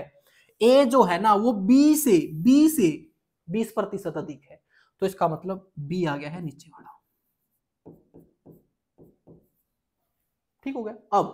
अब आपने सोचना है ये 20% ज्यादा है, तो 20% ज्यादा का मतलब क्या है, 20% ज्यादा का मतलब ये है, अगर मैं 20% की फ्रैक्शन बनाता हूं तो 1/5 आता है, और 5 मैंने मान लिया बी को, नीचे वाले को, क्योंकि बी का कंपैरिजन किया गया था, और 5 का अगर मैं 20% निकालूं तो 1 आएगा।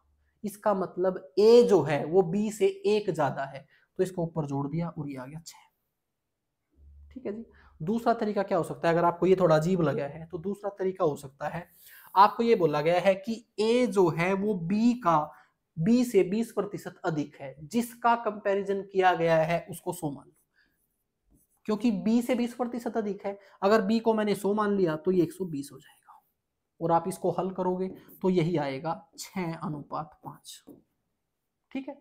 अब A is 30% less than B, A B से 30% कम है। एक तो यही तरीका है, ए और बी कंपैरिजन बी का ही किया गया है, बी से 30% कम है, अगर मैं बी को 100 मान लूं तो ये 70 आ जाएगा।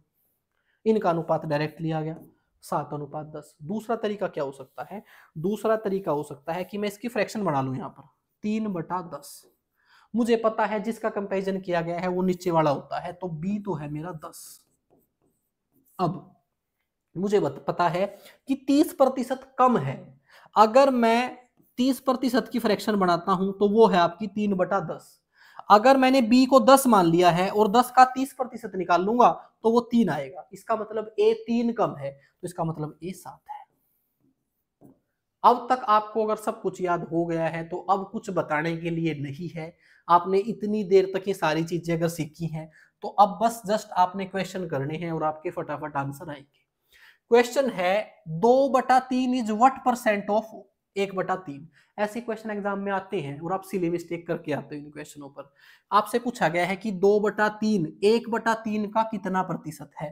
पहले किसके साथ कंपैरिजन किया गया है, 1/3 का कितना प्रतिशत है, तो इसका मतलब 1/3 नीचे। ठीक है, जिसका कंपैरिजन किया गया है वो नीचे, बस दूसरा ऊपर आ गया। फिर ये इससे कट गया, 2/1 आ गया। ये आपकी फ्रैक्शन है, इसको परसेंटेज में चेंज करेंगे, बच्चा बच्चा जानता है 2 जो है वो 200% के बराबर है, और आपका आंसर आ गया है डी। ठीक है, चलिए आगे चलते हैं। अगला क्वेश्चन है आपका 0.002 0.12 का कितना प्रतिशत है, किसका, इसका कितना प्रतिशत है, जिसके साथ कंपैरिजन किया गया है वो नीचे आ जाएगा और वो ऊपर आ जाएगा। अब मैंने क्या किया, इसका डेसिमल हटाया, नीचे आ गया आपका 1000। इसका डेसिमल हटाया, 100 चला गया ऊपर। बस इसको हल कर लो, 2 0 से 2 0 कैंसिल हो गई हैं, 2 से काट दिया इसको, ये आ गया आपका 6, 1/60 आ गया। अब मुझे 1/60 की फ्रैक्शन की परसेंटेज नहीं पता है, या तो आप ऐसे कर लो, आप बस 100 से गुणा ही कर लो, ये आ गया आपका 5/3%। ये लीजिए, और ये आपका आंसर है। ठीक है, ये क्वेश्चन एग्जाम में आते हैं, दोबारा फिर बता रहा हूं, ये छोटी छोटी मिस्टेक से आपका एक क्वेश्चन गलत हो सकता है। अगला क्वेश्चन है आपका, the cost price of an item increase from 2500 to ₹3000, find the increase percentage. हमने इंक्रीज ऑलरेडी पढ़ लिया है। क्वेश्चन में बोला गया है कि पहले इनिशियल जो वैल्यू थी ना वो 2500 थी, अब फाइनल वैल्यू होगी है बढ़कर, एफ है भाई ये, वो होगी है 3000। अब आप ये देखो, आपसे पूछा है कि इंक्रीज परसेंटेज बताओ, इंक्रीज जितना हुआ है ना उसको परसेंटेज में चेंज करो। तो पहले आप ये देखो वैल्यू में इंक्रीज कितना हुआ है, वैल्यू में इंक्रीज हुआ है 500 का। अब ये 500 का इंक्रीज जो है आपने परसेंटेज में चेंज करना है, और मैंने बताया था कि परसेंटेज में चेंज करने से पहले हम फ्रैक्शन बनाएंगे। तो आप ये बताइए कहां से चेंज हुई है वैल्यू, 2500 से चेंज हुई है जी। कितनी वैल्यू चेंज होगी, 500 चेंज होगी जी। ये आपकी फ्रैक्शन आ गई। इसको मैं हल कर रहा हूं तो 1/5 आ रहा है, गुणा में 100 नहीं करूंगा, बस मुझे पता है 1/5 जो है वो 20% के बराबर होता है। इट मीन्स जो उसका कॉस्ट प्राइस है वो 20% से बढ़ गया है। चलिए आगे चलते हैं। अगला क्वेश्चन है आपका,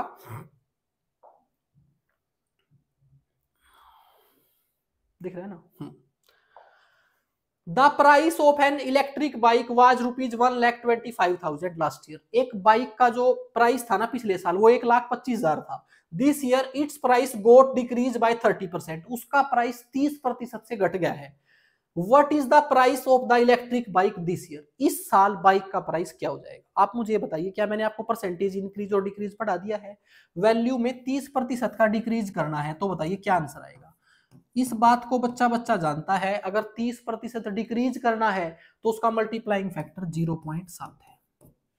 अगर ये आप रिकॉल नहीं कर पा रहे हो, हालांकि मैं बता चुका हूं, अगर आप ये रिकॉल नहीं कर पा रहे हो तो सुनिए, 30% घटाने का मतलब ये है वो वैल्यू अपने आप में पहले 100% थी, अब 100% थी। अगर 30% घटाना है, भाई क्या हो रहा है, मैं कुछ भी लिखता हूँ कुछ भी बन रहा है वो। अगर आपने वैल्यू 30% घटानी है तो 100 में से 30 गया, वो आ गया है 70। तो इसका मल्टीप्लाइंग फैक्टर आ गया है 7/10, जिसको मैं बोल सकता हूँ 0.7। एक तो ये तरीका है। एक तरीका और बताया था मैंने, अगर आप इसकी फ्रैक्शन बना लेते हो तो ये आ जाएगा आपका 3/7, सॉरी 3/10। अगर आप 30% की फ्रैक्शन बनाते हो तो इसकी फ्रैक्शन आती है आपकी 3/10। अगर आपने 30% घटाना है तो कुछ नहीं करना, इसको ऊपर माइनस करना है और वो वैल्यू आ जाएगी 7/10। दूसरा तरीका मैंने ये बताया था, कोई सा भी लगा लो आप। तो इसको गुणा करेंगे तो ये 3 जीरो तो ऐसी कैसी रहेंगी, 7 गुणा में 5 35, 3 12 सत्ते 84 और 3 87, और एक के बाद डेसिमल लगाना है तो 87,500 बच गया है। ठीक है जी, चलिए आगे चलते हैं। अगला क्वेश्चन है आपका,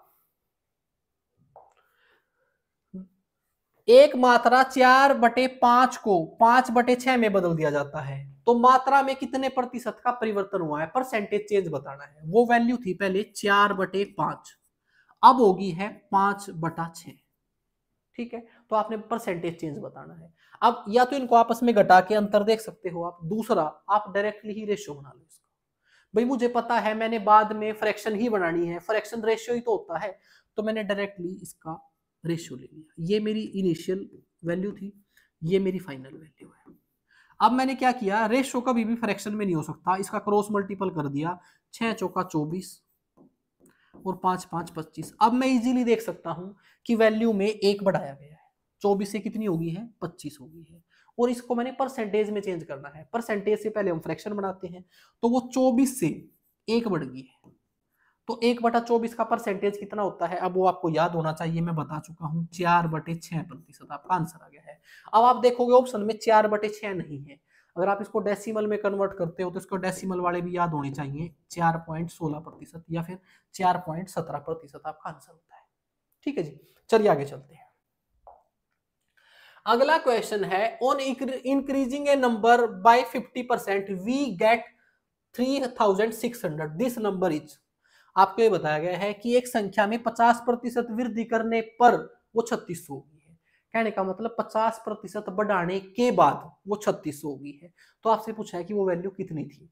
हमारे पास कई सिचुएशन है, पहला तो ये है कि वो वैल्यू पहले अपने आप में 100% थी, अब अगर वो 50% बढ़ गई है तो वो अब 150% होगी है। अगर मैं इसकी फ्रैक्शन बढ़ाऊं तो ये आ जाएगा 3/2। तो कहने का मतलब ये आपकी इनिशियल वैल्यू है और ये आपकी फाइनल वैल्यू है, और आपको फाइनल वैल्यू दे रखी है। मेरी फाइनल वैल्यू 3 यूनिट आ गई है और इस 3 यूनिट की वैल्यू आपकी 3600 है। तो 1 यूनिट की वैल्यू निकाल लोगे, ये उधर जाके भाग हो जाएगा, 1200 आ जाएगा। इनिशियल वैल्यू 2 यूनिट थी, 2 यूनिट का मान निकाल लोगे तो आपका आंसर 2400 आ जाएगा। एक ये तरीका हो सकता है।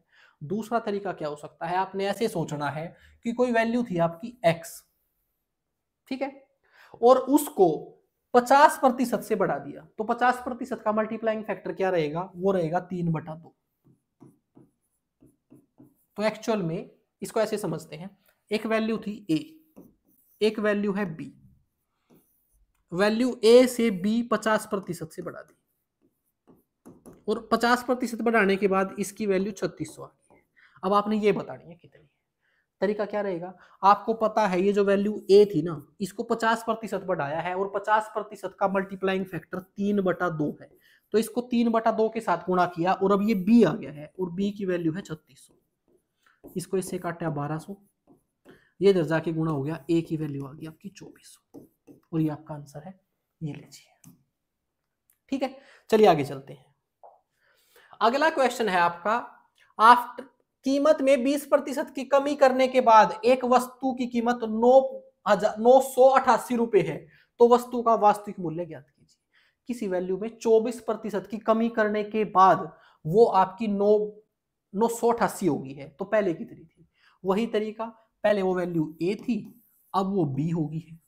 क्यों होगी है? क्योंकि इसमें 24% का लेस कर दिया है, तो 24% की फ्रैक्शन होती है मेरी कितनी? कैसे निकालेंगे 24% की फ्रैक्शन? ये 4 का मल्टीपल है, 4 छिका 24, तो ऊपर तो 6 आएगा और 1/4 कितना होता है? 1/25 होता है, तो ये आ गया 6/25। क्या आपको समझ आया?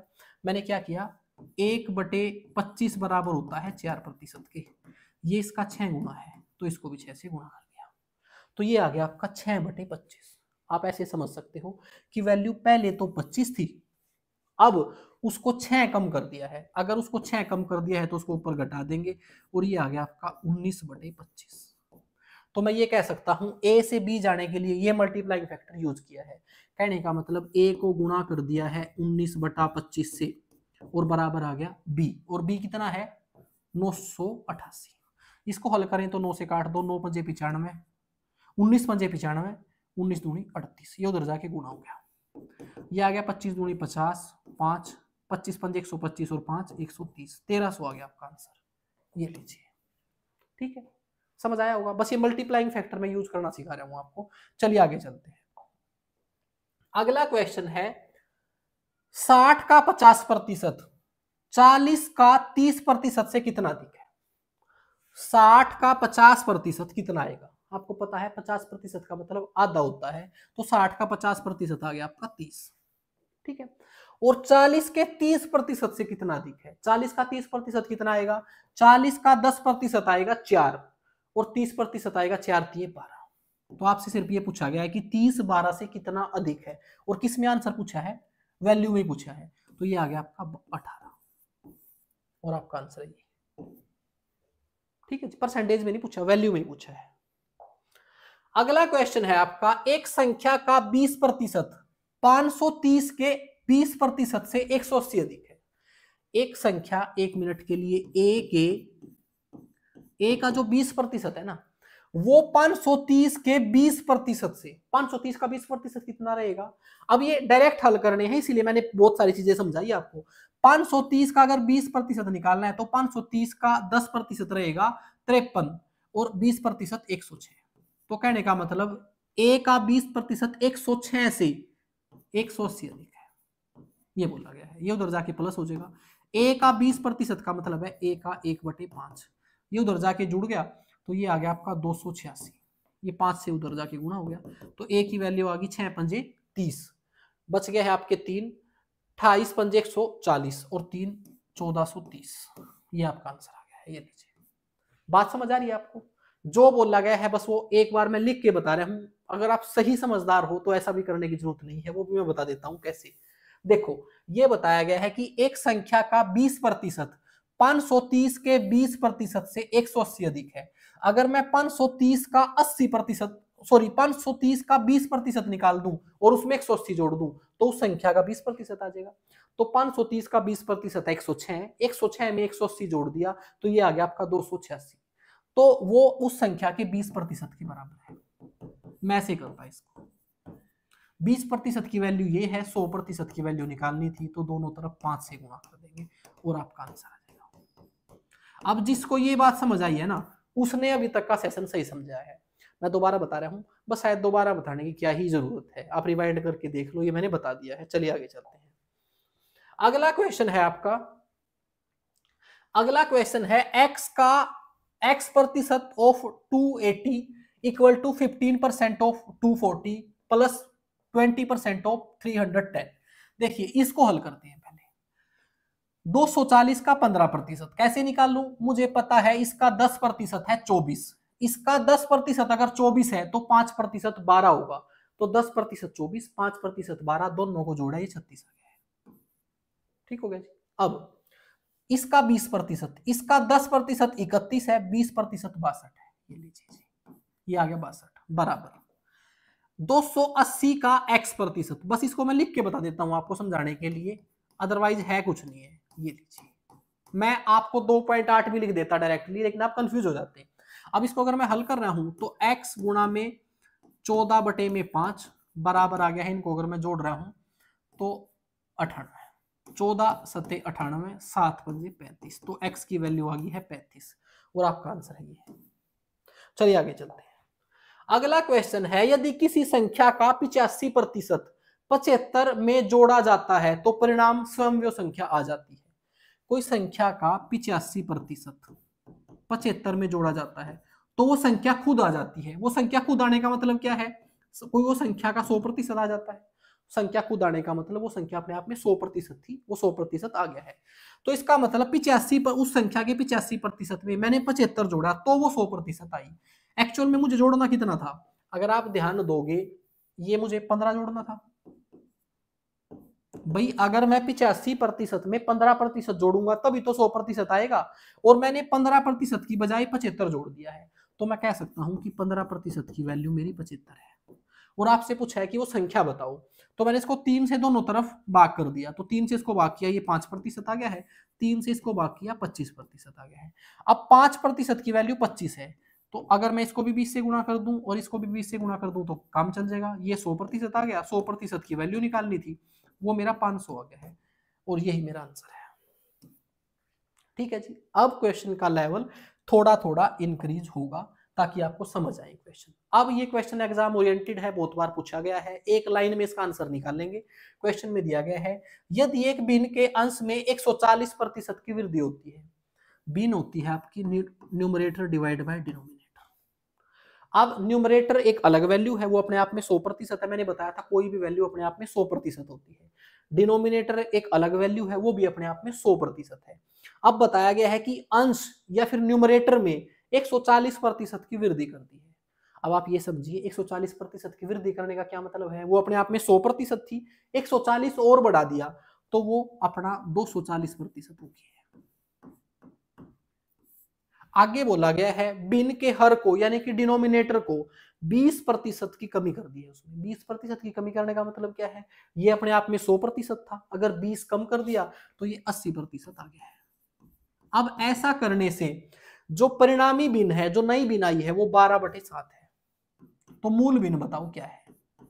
अब इसको हल करेंगे, परसेंटेज से परसेंटेज कट गया, 80 तिया 240, 3 से इसको काट दिया 4, तो आपकी जो मूल बिन थी वो है 4/7, और यही आपका आंसर है। ये लीजिए।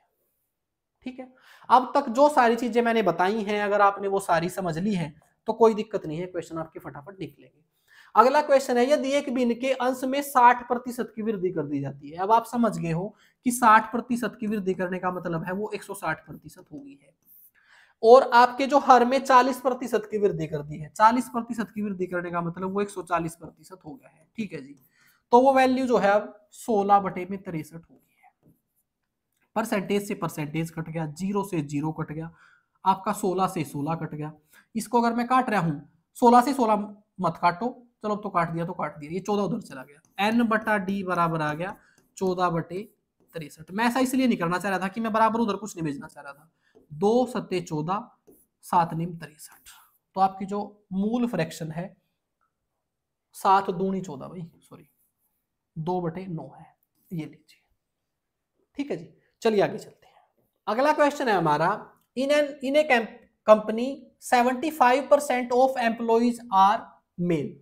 75% एम्प्लॉइज हैं वो मेल हैं, तो आपने तुरंत समझ लिया कि 75% अगर मेल है तो बचे हुए फीमेल हैं, और वो कितने हैं? 25%। अगर मैं इनकी फ्रैक्शन बढ़ाता हूं तो परसेंटेज से परसेंटेज कट जाएगा, 25 तिया 75, और ये आ गया 25 एकम 25। तो मेल और फीमेल का रेशियो है कंपनी में 3:1। अब मैंने क्या किया, इसको आगे फर्दर हल करने के लिए अपनी तरफ से इस रेशियो में एक एक जीरो लगा ली। और आपको पता है कोई फर्क नहीं पड़ेगा, मैं रेशियो को किसी वैल्यू से गुणा करूं किसी से भाग करूं, इस पर कोई फर्क नहीं पड़ेगा। आगे बोला गया है कि if 33.33% 33.33% of male employ and 20% of female employ are regular. ये बताया गया है कि मेल का तो 33.33% और फीमेल का 20% रेगुलर है। तो सबसे पहले इसका अगर मैं 33.33% निकालूं तो आपको पता होना चाहिए इसकी फ्रैक्शन है 1/3। इसको मैं 1/3 के साथ गुणा करूंगा तो ये 10 आ गया है। इसका मतलब आपके मेल जो है वो 10 एम्प्लॉय रेगुलर है।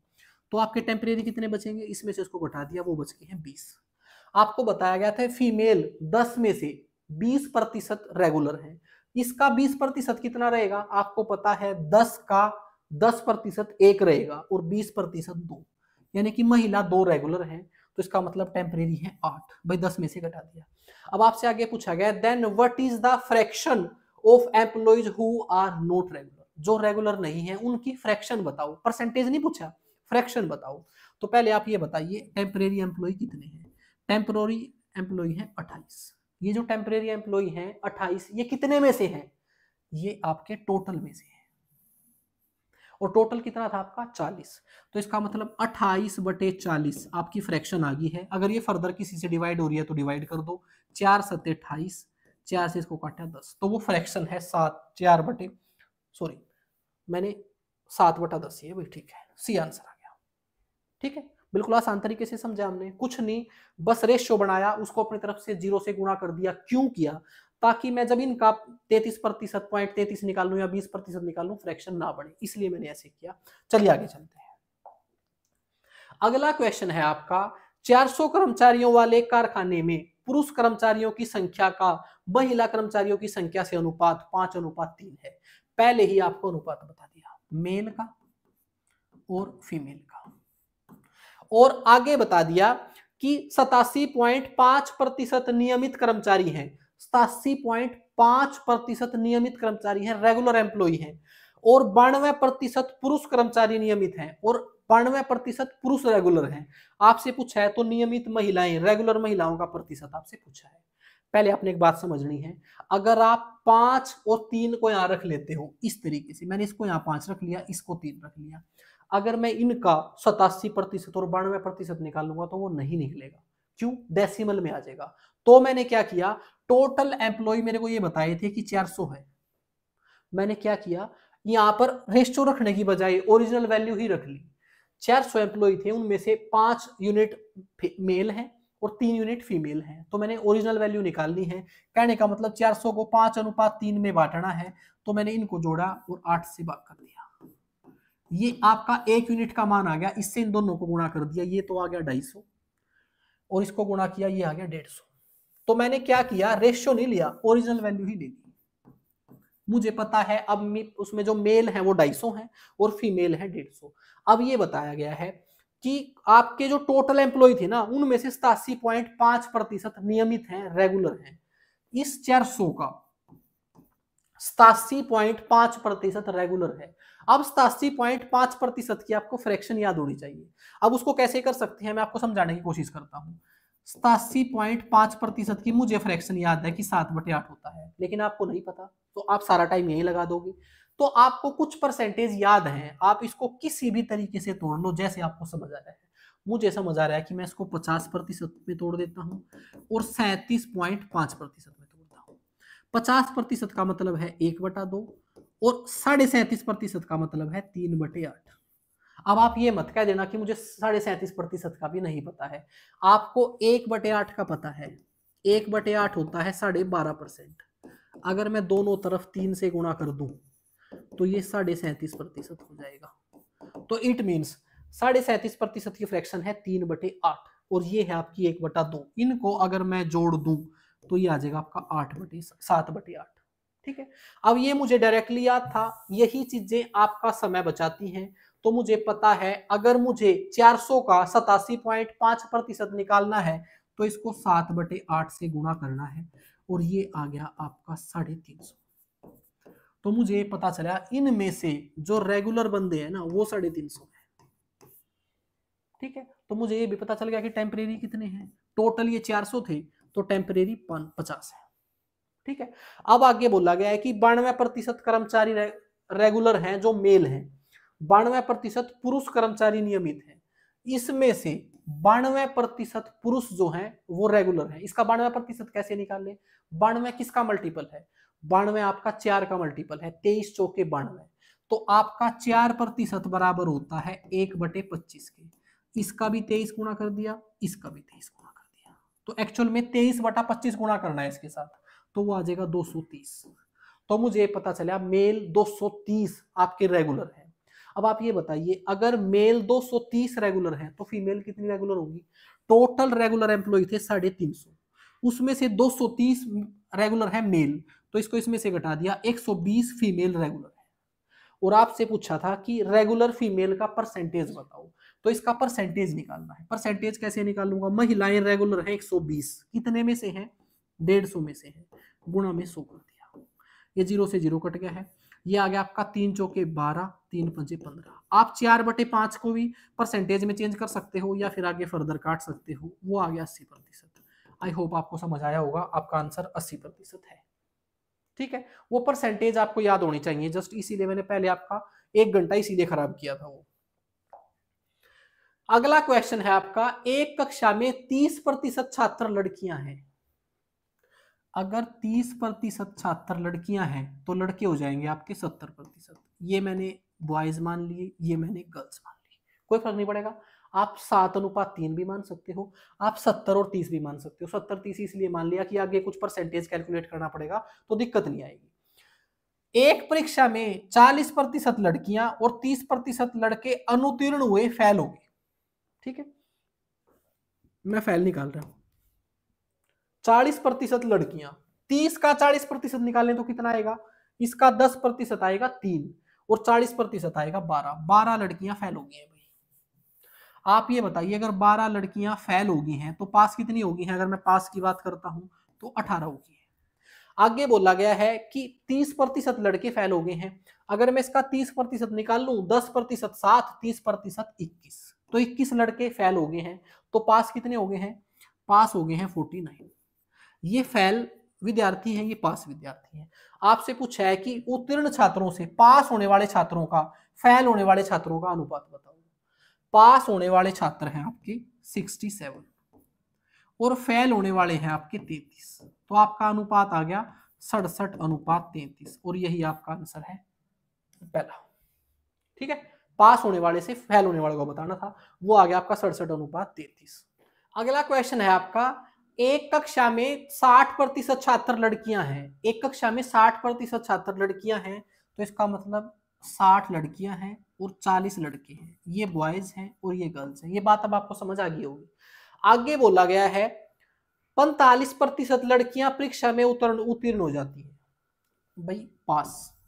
इसका 45% लड़कियां पास हो जाती हैं। 45% कैसे निकाल लूं? इसका 50% निकाल लेता हूं। इसका 50% होता है मेरा 30, और इसका 5% कितना होगा? इसका 5% होगा 3, तो वो इसमें से घटा दिया, 27 लड़कियां पास हो जाती हैं। अब ये बात आपको समझ आ गई होगी। 45% निकालना था, पहले 50 निकाला, इसका आधा 30 आ गया, और 50% का 5% निकाल दिया, वो 3 आ गया। 27 में से 30 में से 3 गए, 27 लड़कियां पास हो गई हैं, तो फेल है आपकी 33। फिर आगे बोला गया है 40% लड़के अनुत्तीर्ण हो जाते हैं, 40% लड़के फेल हो गए हैं, तो इसका 40% निकालूंगा तो 16 आ जाएगा, 4 चौके 16। अगर 16 लड़के फेल हो गए हैं तो पास हो गए हैं 24। ठीक है जी। आगे बोला गया है यदि अनुत्तीर्ण होने वाली लड़कियों की संख्या 60 है, फेल होने वाली लड़कियों की संख्या 66 है, 66 है। लड़कियां फेल कितनी हुई है? अगर मैं यहां पर देख रहा हूं तो हमारी फेल हुई है 33 यूनिट, और इसकी वैल्यू क्वेश्चन में 66 दे रखी है। तो मैंने देखा कि जो मैंने अपना कंपैरिजन बनाया था ना अपनी तरफ से, ओरिजिनल वैल्यू उसका 2 गुना है। कितना है उसका? 2 गुना। तो अब 2 से गुणा करके इसमें से किसी की भी ओरिजिनल वैल्यू निकाल सकते हो। ये एक बहुत खूबसूरत बात है जो आपने यही समझनी है। क्वेश्चन में ये टोटल कंपैरिजन था मेरी तरफ से, मैंने अपनी तरफ से इसको 60 मान लिया, इसको 40 मान लिया। बस मैंने सिर्फ इसमें 60% का और 40% का रेशियो मेंटेन रखा। ठीक है। अब इस रेशियो में से मैंने पास और फेल प्रतिशत निकाल ले, और जो लड़कियां फेल हुई हैं इस रेशियो के हिसाब से वो 33 यूनिट हुई हैं। लेकिन क्वेश्चन में बता दिया कि लड़कियां जो आपकी अनुतीर्ण हुई हैं वो 66% है, तो ये इसका 2 गुना है। तो इस पूरे कंपैरिजन में जिसको भी आप 2 से गुणा कर दोगे उसी की ओरिजिनल वैल्यू आ जाएगी। आपसे पूछा है तो परीक्षा में उत्तीर्ण होने वाले लड़कों की संख्या कितनी है? उत्तीर्ण लड़के हुए हैं 24, और इसको भी अगर मैं 2 से गुणा कर दूं तो ओरिजिनल वैल्यू 48 आ जाएगी, और ये आपका आंसर है। ठीक है, चलिए आगे चलते हैं। अगला क्वेश्चन है आपका, एक परीक्षा में 20% अंक प्राप्त करने वाला एक छात्र 30 अंकों से अनुत्तीर्ण हो जाता है। एक लड़का 20% अंक लेता है और 30 अंकों से फेल हो जाता है। तो ये क्वेश्चन है आपके मार्क्स वाले। इनको हल करने का तरीका होता है, आप इस तरीके से टोटल मार्क्स मान लिया करो।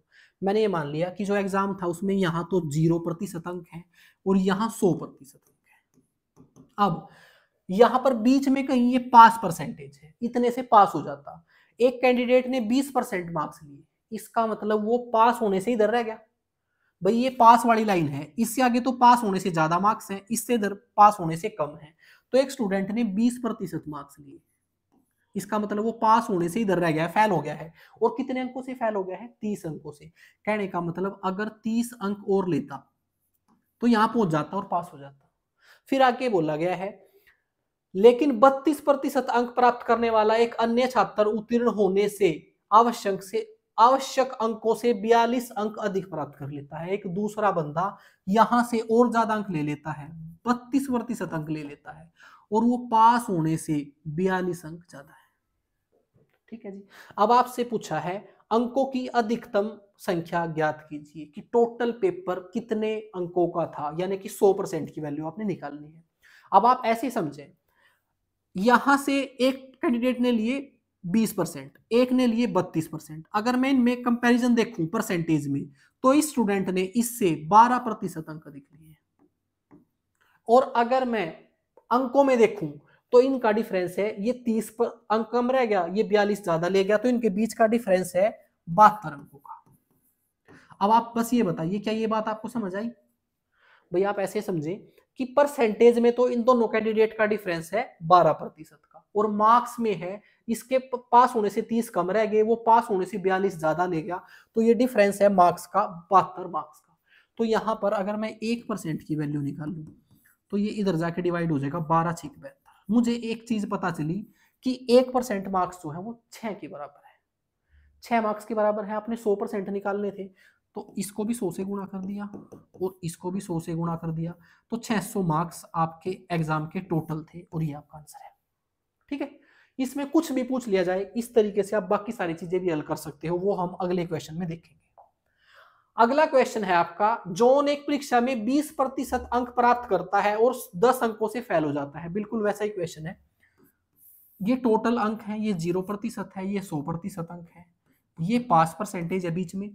एक कैंडिडेट ने 20% मार्क्स लिए और 10 अंकों से फेल हो गया, अगर 10 और लेता तो यहां पहुंच जाता। एक कैंडिडेट ने, दूसरे ने 35% अंक लिए और उसने पास होने से 20 अंक अधिक ले लिए। कहने का मतलब यहां से 20 और ज्यादा लेके चला गया। ठीक है जी। आपसे पूछा है कि उत्तीर्ण होने के लिए आवश्यक न्यूनतम अंकों का प्रतिशत ज्ञात कीजिए। अब की बार पास परसेंटेज पूछा है आपसे, टोटल मार्क्स नहीं पूछे, आपसे पूछा है कि पास होने के लिए कितने प्रतिशत मार्क्स चाहिए। अब सबसे पहले तो मैं वैसे ही देखूंगा, परसेंटेज में इनका डिफरेंस है 15%, मार्क्स में डिफरेंस है 30%। तो मुझे पता चला कि 15% जो है वो, सॉरी 30 मार्क्स के है भाई, 15% जो है वो 30 मार्क्स के बराबर है। अगर मैं यहां से 1% निकाल लूं तो ये उधर जाके डिवाइड हो जाएगा और 2 मार्क्स के बराबर है। 1% जो है वो 2 मार्क्स के बराबर है। यहां पर ये स्टूडेंट जो फेल हुआ था, जिसने 20% मार्क्स लिए थे, ये कितने से फेल हुआ था? ये 10 अंकों से फेल हुआ था, और मुझे पता है 2 अंक 1% के बराबर है। अगर मैं दोनों तरफ 5 से गुणा कर दूं तो मुझे पता चलेगा कि 10 मार्क्स जो हैं वो 5% के बराबर है। इसका मतलब जो 10 अंक है ना वो 5% के बराबर है। इसका मतलब चाहे वो 10 अंक ले या 5% अंक ले, वो पास हो जाएगा। इट मीन्स वो 25% से पास हो जाएगा, और आपका आंसर है बी। ठीक है, चलिए आगे चलते हैं। अगला क्वेश्चन है आपका, एक उम्मीदवार परीक्षा उत्तीर्ण करने के लिए न्यूनतम अंक से 21 अंकों से अनुत्तीर्ण हो जाता है। परसेंटेज नहीं बताया आपको, आपको ये बता दिया कि ये 0% है, ये 100% है, इसमें कहीं बीच में पास होता है। यहाँ पर पास होने से 21 अंक कम लिए उसने, यहाँ पर है वो 21 अंक कम रह गए उसके। अब दूसरा कैंडिडेट है, उसने न्यूनतम आवश्यक अंकों से 147 अंक अधिक ले लिए। एक दूसरे कैंडिडेट ने पास होने से 147 अंक ज्यादा ले लिए। ठीक है जी। आगे बताया गया यदि दोनों उम्मीदवारों द्वारा प्राप्त प्रतिशत का अंतर 40% है। हमने इस तरीके से समझ लिया तो मुझे पता है ये जो इन दोनों का परसेंटेज में डिफरेंस है ना, यही इन अंकों के बराबर होता है। तो हमें कंफ्यूजन ही नहीं रहा, ये क्वेश्चन और आसान हो गया। उसने ये बता दिया कि एक कैंडिडेट ने पास होने से 21 अंक कम लिए, दूसरे कैंडिडेट ने पास होने से 147 अंक ज्यादा लिए, और इन दोनों के परसेंटेज का डिफरेंस बता दिया डायरेक्टली 40%, और इसकी वैल्यू हुई ये अंक है, और ये हो गया है आपका 168। आपका 40% अंक जो बराबर है वो 168 के बराबर है। आपसे पूछा है तो उक्त परीक्षा में प्राप्त अधिकतम अंक बताने हैं, 100% की वैल्यू बतानी है। अब हम कैसे निकाल लेंगे, मैंने दोनों तरफ 4 से भाग कर दिया, यहाँ आ गया है 10% 4 से भाग करने से, यहाँ पर 4 से भाग करने से आ गया है 4 चौके 16, 4 दूनी 8। आपके 10% अंक जो है वो 42 के बराबर है, तो इधर मैंने 10 से गुणा कर दिया, 100% हो गया, इधर भी 10 से गुणा कर दिया, ये आपका 420 हो गया। तो टोटल मार्क्स आपके 420 है।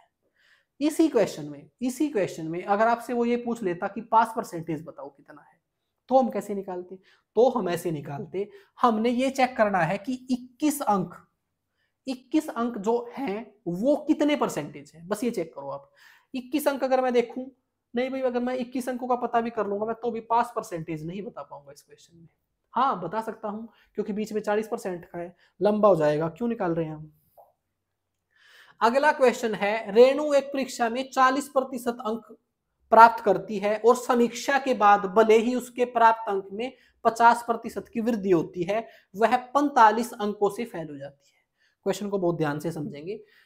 रेणु के है ना 40% मार्क्स आए थे पेपर में, लेकिन उसने रिवैल्यूएशन करा लिया, और रिवैल्यूएशन कराने से उसके मार्क्स 50% बढ़ गए।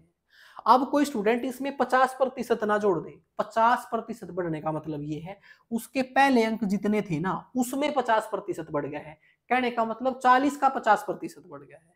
तो 40 का 50% बढ़ने का मतलब 40 का 50% होता है 20, यानी कि उसके अंक 60% हो गए हैं। ये बात आपको समझ आई। 50% बढ़ने का अर्थ है 40 का 50%, और 40 का 50% मतलब 40 का आधा, यानी कि 20 बढ़ गए हैं, 60% हो गए हैं। 60% होने के बाद भी वो 35 अंकों से फेल हो गया। कहने का मतलब पास होने के लिए यहाँ पर जितने भी अंक चाहिए थे उससे वो 35 अंक कम पे रह गया, कितने परसेंटेज लेकर, 60% लेकर। अब आगे बताया गया है यदि उसकी समीक्षा के बाद के स्कोर में 20% की वृद्धि होती है, और 20% की वृद्धि, इसमें 20% की वृद्धि और कर दी। अब इसका 10% है 6 और 20% है 12, 12 और बढ़ा दिया, 72% हो गए। अगर उसके मार्क्स 72% हो जाते हैं तो बताया गया है कि उसके पास उत्तीर्ण स्कोर से 7 अंक अधिक हो जाएंगे, तो उसके अंक 7 बढ़ जाएंगे। कहने का मतलब पास से वो 7 अंक ज्यादा ले लेगा। अब आपसे पूछा है कि परीक्षा उत्तीर्ण करने के लिए आवश्यक प्रतिशत अंक, कोई परसेंटेज मार्क्स बताने हैं कि कितने में पास होगा, ये बताना है। ये इसमें यहाँ पर कितने परसेंट अंक है, सबसे पहले मैंने इनका डिफरेंस किया, वो आ गया है 12%, और अगर मैं अंकों का देख रहा हूं तो वो 42 अंक आ गए हैं। तो आपका 42% जो है, सॉरी 12% जो है वो 42 अंकों के बराबर है। मैंने दोनों तरफ 6 से भाग कर दिया, 6 दूनी 12, 6 से इसको भाग किया 7। मुझे पता चला कि आपके 2% जो है वो 7 अंकों के बराबर है। अगर 2% 7 अंकों के बराबर हैं तो एक कैंडिडेट ने 60% मार्क्स लिए और वो 35 अंकों से फेल हो गया है। तो अगर मैं 7 अंकों से 35 पे जाना चाहता हूं तो दोनों तरफ मैंने 5 से गुणा करना पड़ेगा। तो मुझे पता चला 35 अंक जो है ना वो आपके 10% के बराबर है। इट मीन्स उसको 10% अंक और लेने पड़ेंगे और वो 70% से पास हो जाएगा, और पास परसेंटेज ही पूछा था। परीक्षा उत्तीर्ण करने के लिए आवश्यक प्रतिशत अंक, मुझे ऐसा लगता है कि मैंने ऑप्शन गलत ले लिए हैं। आपका आंसर 70% ही है, 70% आपका आंसर रहेगा। ठीक है, चलिए आगे चलते हैं। अगला क्वेश्चन है, अच्छा ये सेम ही क्वेश्चन है भाई, मैंने आज सिर्फ आपके परसेंटेज इंक्रीज और परसेंटेज डिक्रीज के ही क्वेश्चन आपको कराए हैं और कुछ परसेंटेज आपको दी हैं। अगर वो सारी परसेंटेज आप सही समझकर नेक्स्ट क्लास में आओगे तो मैं क्या क्या चीजें कर रहा हूं आपको ज्यादा बेहतर समझ आएगी। तो यहां से आपकी प्रैक्टिस का दौर शुरू होता है। मैं यही पीडीएफ आपको सोल्यूशन के रूप में अपने टेलीग्राम चैनल पर दूंगा और वहां पर इसको डाउनलोड करके इसकी 2-3 बार प्रैक्टिस करें। जब अगली क्लास आएगी तो आपको बेहतर समझ आएगा। थैंक यू दोस्तों।